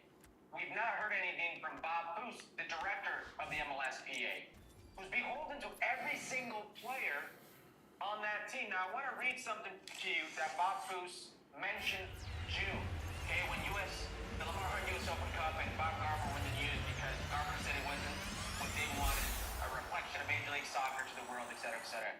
He said, I will say this, in my personal opinion, it's not at the level that our players should be playing at. At this point, the venues aren't there, the facilities aren't there, the structure of the tournament isn't contributing to making MLS a better league, and I think it's something that ought to be pondered. That's Bob Foose, who should be beholden to every single player on that roster, not 1 through 7, not 1 through 8, 1 through 10. Every single player on that roster, 1 through 28. There are a lot of players, including myself, that got their starts by playing in this tournament, that want to have a better opportunity for themselves, for their family, for their careers, and this opportunity could be in this tournament. And by the way, this tournament should be taken seriously. Should be taken seriously. There's a CONCACAF Champions Cup spot up for grabs. And also, winning the Lamar Hunt U.S. Open Cup gives you more money than the MLS Cup for winning that. So it should be taken seriously. So that's a howler. That's a howler. Who's out here not trying to get this money? So I want to stick with a positive here because I think this is a big W, Herc, a big win for U.S. Soccer. And to your point, the obvious thing to do here was pretty clear. We knew what the right thing to do was, right? If Liverpool in the Premier League pulled out of the FA Cup, you knew what the response from the FA would have been. But we couldn't take that for granted here in the United States. We talked about it on Monday's show. We've addressed it many times here on Football Americas. The long history between U.S. soccer and MLS is one that has shown us that U.S. soccer pretty much does what MLS wants it to do, even if that might be at the detriment of other actors in the American soccer space. So for U.S. soccer here to take a stand is significant, Herc. This feels like kind of a watershed independence moment, in my opinion, in terms of the U.S. soccer, Major League Soccer relationship. And I've always thought that that would be overall very good for American soccer. I think from the MLS perspective, though, we can say, judging by the response of U.S. soccer, that there was like a grave miscalculation here in terms of what the response would be. And I think from multiple parties, right? I think MLS miscalculated the response from the Federation. I think they miscalculated Hello, the everyone. response. Well, here's something we say every day of the week, don't we? It's a beautiful day for football in Manchester at the Etihad Stadium. I'm Derek Ray, and sitting alongside me, ready to provide all the technical and tactical analysis, is Stuart Robson. And we're fully convinced this game will live up to its billing. It's the Vipers versus Arsenal. Thanks, Derek. Well, both managers will be reminding their players of starting the game quickly, getting the opposition back, playing the ball forward and regaining possession as quickly as possible. Hopefully we get a really good game here. We know data too, because we watch it for our shows and our clips, right? If you go right now on the ESPN-FC YouTube channel, here's how it looks for the Vipers. Marc-André ter Stegen in goal. Xavi starts alongside Wesley Sneijder in central midfield. And the centrepiece of the attack, can they take the lead here? And a goal! Not bad for starters! They take it early! This is back underway, and 1-0 it is. Let's see what happens next. American soccer. I think that's why we saw the overwhelming response from public media and everybody else that we've seen in the last few days. I hope you're right. Well, they were very patient, but they no longer have the ball. Part of what pushed U.S. soccer, or maybe put them in a corner that they had to respond in this way. But I don't know, Herc, and on to King. that we're in the clear yet. I don't know in the right position to make sure it didn't go all the way through. Reporting from our colleague Kyle Bonagura. I don't know if you saw this over at ESPN.com. He mentioned this, which the was defenders know you can't very really allow interesting and shed space some light like on that. the process of how this happened. He reports that U.S. Soccer was only fully briefed of Major League Soccer's plans on Friday, the day that MLS announced very quick them. thinking so, there. Everybody's playing nice right now, and to your point, a lot of people are being Arsenal could very threaten quiet. from We this try to get position. people from both MLS and U.S. Soccer to join us on this show tonight. Dangerous they both ball. passed. So I Would have acknowledge been that people are disappointed being had he quiet, but spilled right that now one. people are being nice, and that gives me hope for the future. How do you think this is going to play out? I don't think it's mistake by over. the keeper. I think I tweeted as much. Listen, this is all negotiations and negotiations with the U.S. Soccer, with Major League Soccer. Oh, beating his opponent with ease. Has someone to play it to. Oh, blocked it! Oh, no. A foul it most certainly was. Free kick given. This is correct. This is right. It should be allowed. People are misinterpreting that situation here. It's okay not to care about Major League Soccer. It's okay not to care about the U.S. Open Cup. I don't agree with it. We did a 7-hour gold cast here on Football Americas. We've given it its place. Listen, I had a 30-second bathroom break in 7 hours. Oh, that is a superb save. But if you don't care about the Open Cup, you don't care about MLS, you don't care about USL, you don't care about amateur football, no danger now. What a vital intervention. Umbrella, but you need to coexist. When you're playing big bang, take little bang, when you're playing big brother pushes everybody around, that's not right, and that's what people are upset about here. When I read this MLS statement, to your point about a negotiation, it reads like the beginnings of a negotiation. They want more young player opportunities. They want more player health and safety. I don't know what the Open Cup can do about that. That's kind of an MLS thing. They want a reduced schedule for MLS teams, which maybe, I don't know, the Open Cup could let MLS teams come in later, or maybe they could let fewer MLS teams come in. The bottom line, the last thing that they asked for there, though, is investment. And we know that just means money, but Herc, you know that's especially rich, given the fact that the people responsible for investing in the U.S. Open Cup for the last 20 years Decent progress with the ball was Major League Soccer through Soccer United Marketing and that marketing partnership. So to say that investment hasn't been there is a little bit much. But I got to tell you this, my gut tells me that come 2024, MLS first teams will be in the U.S. Open Cup. Maybe not all of them, and maybe we're not going to see first-team players in the first round. But I got to think we're heading towards a peaceful resolution here. Because nobody wants the nuclear option that I suggested before,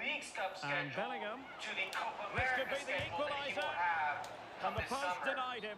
he squandered the opportunity. He might be relieved, though. -400, which is great because on paper they could have the best team. Now let me get into my I hate the Supporter Shield rant, please, okay? What are you doing? Inter Miami's favored to win the league -400, yet they will only play 6 times against Western Conference foes.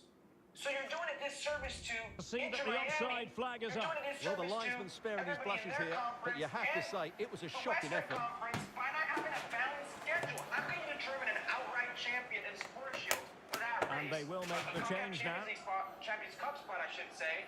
And it's unbalanced. And how can you deny certain markets the opportunity of seeing the GOAT, of seeing the world's best ever player? I know, they fucked me, bro. I absolutely hate the schedule. I absolutely hate the that's how unbalanced to schedule outwit part your of it. opponent. I absolutely hate the way they go about I it. go to the hate how they East. even try to determine a regular season champion for a team that's not going to play the same amount of teams as the rest. It's ridiculous. Well, these fans have been brilliant. just real quick on Messi, listen man. to them. He's Surely gonna this miss will a lot inspire of the players games. to hang on You here. know, there's at least What a 6 noise we've games got. just in the Copa America window alone. You can figure there's maybe a game or two on either side of that tournament that he might miss as well. Forget the international friendlies. Totaling up all the stoppages, we'll have 2 additional minutes. I know all they got to do to win MLS Cup is get into the Well, playoffs. getting it and that's not all forward, that but hard they in need Major an League Soccer, equaliser. but This we're could talking about some level it. major minutes. Defending to deny him. And that will be all for this game anyway. And defeat for the visitors, much to the disappointment of their support. Different cloth. He's a different animal. He wants Neither side completely dominated, but the result... And that was Inter Miami's downfall last season down the stretch is the man was playing all the time, so he got injured. And then they tried hiding the injury from everybody. They were saying he wasn't injured when he was clearly injured and he missed over a month. So something has to give. Because this player, the player will always want to play. And sometimes you need to protect the player from themselves. How do you do that with a guy like Messi who governs himself pretty much? You can tell Messi he can't play? I think it's a recipe for disaster. You're asking a guy who's entering his 37th, birthday to be physically fit with that amount of games. I just think it's a bad deal. Before we move on, quickly, one thing I like, one thing I don't like about the schedule. What I don't like, Herc, is what are they going to do in the summer, right? If you look at the summer here, between Copa America and Leagues Cup, right, from the start of Copa America to the end of Leagues Cup, you basically got a 10-week window. And within that 10-week window, I think you've got less than 2 weeks where if you've got players playing in international football, you're going to have your full roster. And that's at a time, by the way, in the schedule where a lot of MLS teams are going to be playing 3 games a week. Hello, it's great to be with you, and I don't think anybody is going to complain, especially about the weather. My name is Derek Ray, excited to be bringing you match commentary, and alongside me, my broadcasting partner, Stuart Robson. And we're fully convinced this game will live up to its billing. It's Arsenal versus Arsenal. Well, thanks, Derek, as always. The scene is set, 2 good teams, a great playing surface, and a vibrant atmosphere. It has all the ingredients. Opportunity, Real quick. Oh, he couldn't outwit the keeper. We've got to move on. They left the U.S. Open Cup dates Trying to pick out a teammate. available. Was it a great Peace is in the clearance? future, folks. I'm telling Lam? you. Peace is in Well, what an opportunity, but really good Not defending, long, you've got to because say. we're about to make some more enemies. Hopefully not with Lionel Messi. Maybe. Room to roam on the wing. Inter Miami's 2024 kit has been leaked. What do you think? Can they forge ahead? Aware of the threat, solving the problem. The black one, and it's somewhat cool. This hot And pink promising Barbie, stuff from Arsenal. dojo But they house, dealt with the whatever they correct got going pose. on there. I'm not with it. You can't hate on the color scheme. The color scheme for Inter Messi. Miami is, I think, great. You're not hating on the color scheme here, are you? What don't you like about it then? Teammates available. A Oh, dripping? a bit to play, and they might be onto something. I allow you. He got a good palm on it. You're the fashionista. That's right. I am the fashionista. Corporate staff. There you have it. It's a Frankie trip. de Jong. It's a tripping. It's a tripping. But I'll tell you what, I really admire the fact that Jude Bellingham can do just about everything. He can score, he can set up chances, he can defend. What do you expect to see from him? He's their leading goal scorer because his space awareness in tight areas is so good. He just has that knack of knowing where the ball will drop, and I'm not sure you can teach there you have that. it. Inter Miami and Lionel Messi, not Herc's favorite jersey for 2020.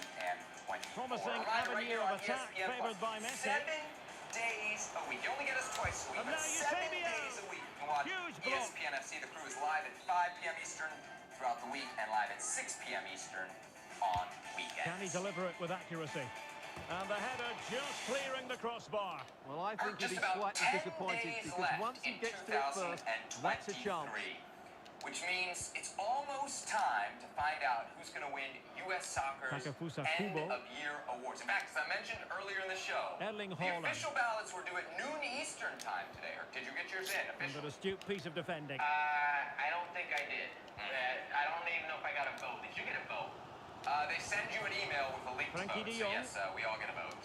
You just apparently don't check your email. Let's get into the categories here, shall we? There are four categories that we vote for. Male player of the year, young male player of the year, and young female player of the year, which is where we'll start.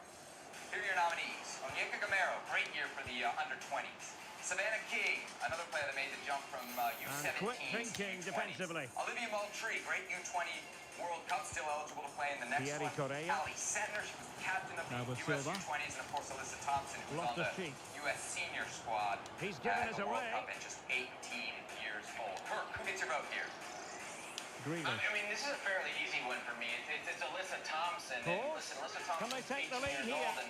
Fuck! What the fuck? I gotta miss that shit. Cleared away comprehensively. And I actually was there the day she debuted against Well, they so nearly took the lead there. They just have to keep creating these opportunities, and I'm sure the goal will come. Well, having been denied by the woodwork, now the focus is on keeping the opposition at bay. Silva. I know that she only played 2 games, 16 minutes total, 15 in one, and 1 minute in the other. That's not on her, that's on Vlatko Andowski. But she is a difference maker, and will be a difference maker. And at 18 I'll keep her getting both gloves on the ball. She looks like she belongs. Every game I've watched, whether it's club or country, she doesn't look out of place. She looks like another player. She looks like she'd be a future difference maker. And Lam comes away with the ball. So just to be clear, it's national team performances, right, that we're supposed to use for criteria when making these awards. Just listen to these fans. They're urging their team to score here and take the lead. One that played in the Senior World Cup, I don't know how no-nonsense piece of defending. But Alyssa Thompson, just an incredible player. I'm with you, man. Maybe room here for the counter-attack. World Cup, my great regret is that we didn't get more of her. We effectively got her in one game against Vietnam, and we didn't really see her against the proper competition that you want to see this young talent against. And so that is going to be all for the first. So, I mean, that's probably the only disappointing part of her year is the small role that she played at the World Cup. But amongst this advantage Arsenal after the first 45 minutes, but still a long way from being decided here. I mean, Olivia Moultrie made her senior debut, and Onyeka Gamero, man, is a name not to forget. We've had her highlights on this show a couple times from like CONCACAF qualifying tournaments. She's skipping college and going to go play in Barcelona. She's playing with Barcelona B right now. Seems to have made a pretty good adjustment, fitting in well right there for her first few months abroad. So lots of young talent in that pool. We talked about it with Jeff Kassouf the other day. Maybe some worries about the American talent pool. Well, just look at how poor the defending is here. But I have to say, it's still a very tidy finish. He looked really assured there. Young male player of the year. I'll give you the nominees the ball rolling here. Again. 2-0 the score. He was the 15-year-old that lit up the under-17 World Cup. We got Gianluca Busio, playing along with the Olympic group, playing over in good run and good ball control. Kevin Paredes into the middle from Bernardo Silva. Well, sadly, a bit of a tame effort, that one, and far too close to the Jack goalkeeper. McGlynn of the Philadelphia Union, played all 5 games at the Under-20 World Cup. Kubo. And Inter Miami's Benjamin Kremaski made his senior debut with the U.S. in September against Oman. He's also been a big part of towards the back post. Let's call pre-Olympic. Who's getting your vote here? You know, I can make a case for pretty much any one of these players, but for me, I'm going to go with 20-year-old Jack McGlynn. Let me tell you why I'm going with Jack McGlynn. Listen, I know this is U.S. men's national team, right? But Jack McGlynn made 27 appearances for Philly Union. Intercepted by Marquez. As a 20-year-old in the center of the midfield. He should have parlayed that into a full U.S. men's national team call-up. It's actually a tragedy that Jack McGlynn has and others were ahead of him. The man's got a very talented left foot. For the U23s, he's played in all but 1 game in 2023. Very important part of that team. The U20s that qualified for the U20 World Cup, important part of that team. I was upset this season when, no offense to Benjamin Kremaski, but it was Benjamin Kremaski that got hold up, and not a player like Jack McGlynn. I surely feel like he And didn't the get second his time due of with the asking, full national just team what was being a required. youth player. So I'm going to give it to Jack McGinn. I thought he had a very good And this is turning into display something with of a U20 rout. pace, very good season 4-0. with Philly, which I thought should have been parlayed into a full national team cap. John I know the Barnes. criteria is what you've done with the international teams at whatever level, but for this one, I'm applying my criteria, which is kind of closest to a real role in the senior national team. And for that reason, I'm going with Kevin Paredes. Just a really strong finish to the year. He got called in the September window. He got called in the October window. He got called in the November window. There was not just playing time in there. There was starts. There was, I know it was an assist on an own goal, as we're seeing there, but even a little bit of managing to beat him. Now, who can he pick out? Tremendous reflex action there from the keeper. But when you get a have long to react, did he? But when you get a Tim way out, it's nice to look at a guy like Kevin Paredes who's seen over it comes. his role continue to grow couldn't take advantage of the chance. And be able to rely on that. It's another testament to what I always say, which is just the incredible depth of the U.S. men's national team pool. All right, let's move it up. These fans are making for the exits now. Their team has been totally outplayed today. A Bethesda Soccer Club product. Bethesda Soccer Club near. There you go. There you go. To my heart. Let's get to our female player of the year candidates, shall we? And there are some good ones here. Who we got? Lindsay Horan, Emily Fox, Naomi Girma, and Sophia Smith. Not a great year for the U.S. women's national team, so who gets your vote Just 15 minutes remaining. Wow, this is almost addition by subtraction, right? Still alive. This is the easiest pick for me, if I'm being honest, because it's Naomi Girma, no way and through it's not in the even end. close. You look at what 2023 was for the U.S. women's national team, and you look at dominant players. There was no more dominant, player at the World Cup, or I should say, the keeper grabs it. World Cup than Naomi Girma and Julie Ertz in that center back position, that center back duo. Naomi Girma had a breakout World Cup. I think she should be a force to be reckoned with for a long time, for the better part of a decade. She's been dominant every time she steps on the field. This was by far the easiest choice out of all the picks for player of the year for the national teams that we're going to make tonight. Yeah, I won't disagree with you. I get the point you're making sure there were no scraps for them to feed on. She had the least bad tournament, so kind of by default, I'm giving it to Naomi Girma. You think she had a good tournament? The ball back with Arsenal now. Yeah, they had the best defensive team, Seb, and she was easily... That was a bright spot for the U.S. women's national team. No point in stopping play, advantage with them. If it's a bright spot, a very bright spot. A very good tackle. Not a huge chunk of added time, 1 minute. It's always likely to be the goalkeeper's ball. And so the referee blows for full time, and it goes down as... We were, if you're saying that statistically, if you're saying that by the eyeball test, I gotta disagree. I'm sorry, man. I'm sorry, what's the eyeball test to keep the ball out of the net? I mean, you gotta be able to keep chances away from your goal against teams like Portugal. They almost get knocked out of the group phase because they couldn't keep the ball out of their net. Ball off the post, or they're gone in there. Portugal had one chance that hit the post, Sam. That's vulnerability. Come on. I'm gonna vote Lindsay Horan here. The best part of their national team. I'm gonna vote Lindsay Horan here. I give it to Lindsay Horan because in a World Cup where not a lot of people did anything, she did something. Of the 4 goals the U.S. scored, she had 2. I think she also scored her penalty in the shootout against Sweden. And her goal, you talk about bright spots and the fact that there were few of them at the World Cup. Her goal against Netherlands was like the one moment of the World Cup. You know, there were some moments against Sweden where you felt like they were playing well. But it was the one moment of the World Cup where I truly thought, there's that American fighting spirit. And it came from the number 10. It came from the captain. It came from the only player on the roster who's playing in Europe, or was at least playing in Europe at the time of the World Cup. So Lindsay Horan gets my vote for the 2023 U.S. Female Player of the Year. All right, one more to give out her. Male Player of the Year for 2023. Got the baby. Your nominees are... My opinion. Blair Balogun, Eunice Musa, Ricardo Pepi, Christian Pulisic, and Matt Turner. Who are you taking? All right, let me just say it's... Well, first off, it's Ricardo Pepi. Let's get that out of the way right now. Ricardo Pepi, come on down. He is your U.S. men's national team player of the year. This man scored 7 goals in 10 appearances. He played, checking 364 minutes total this year. That's a goal every 52 minutes. Oh, and by the way,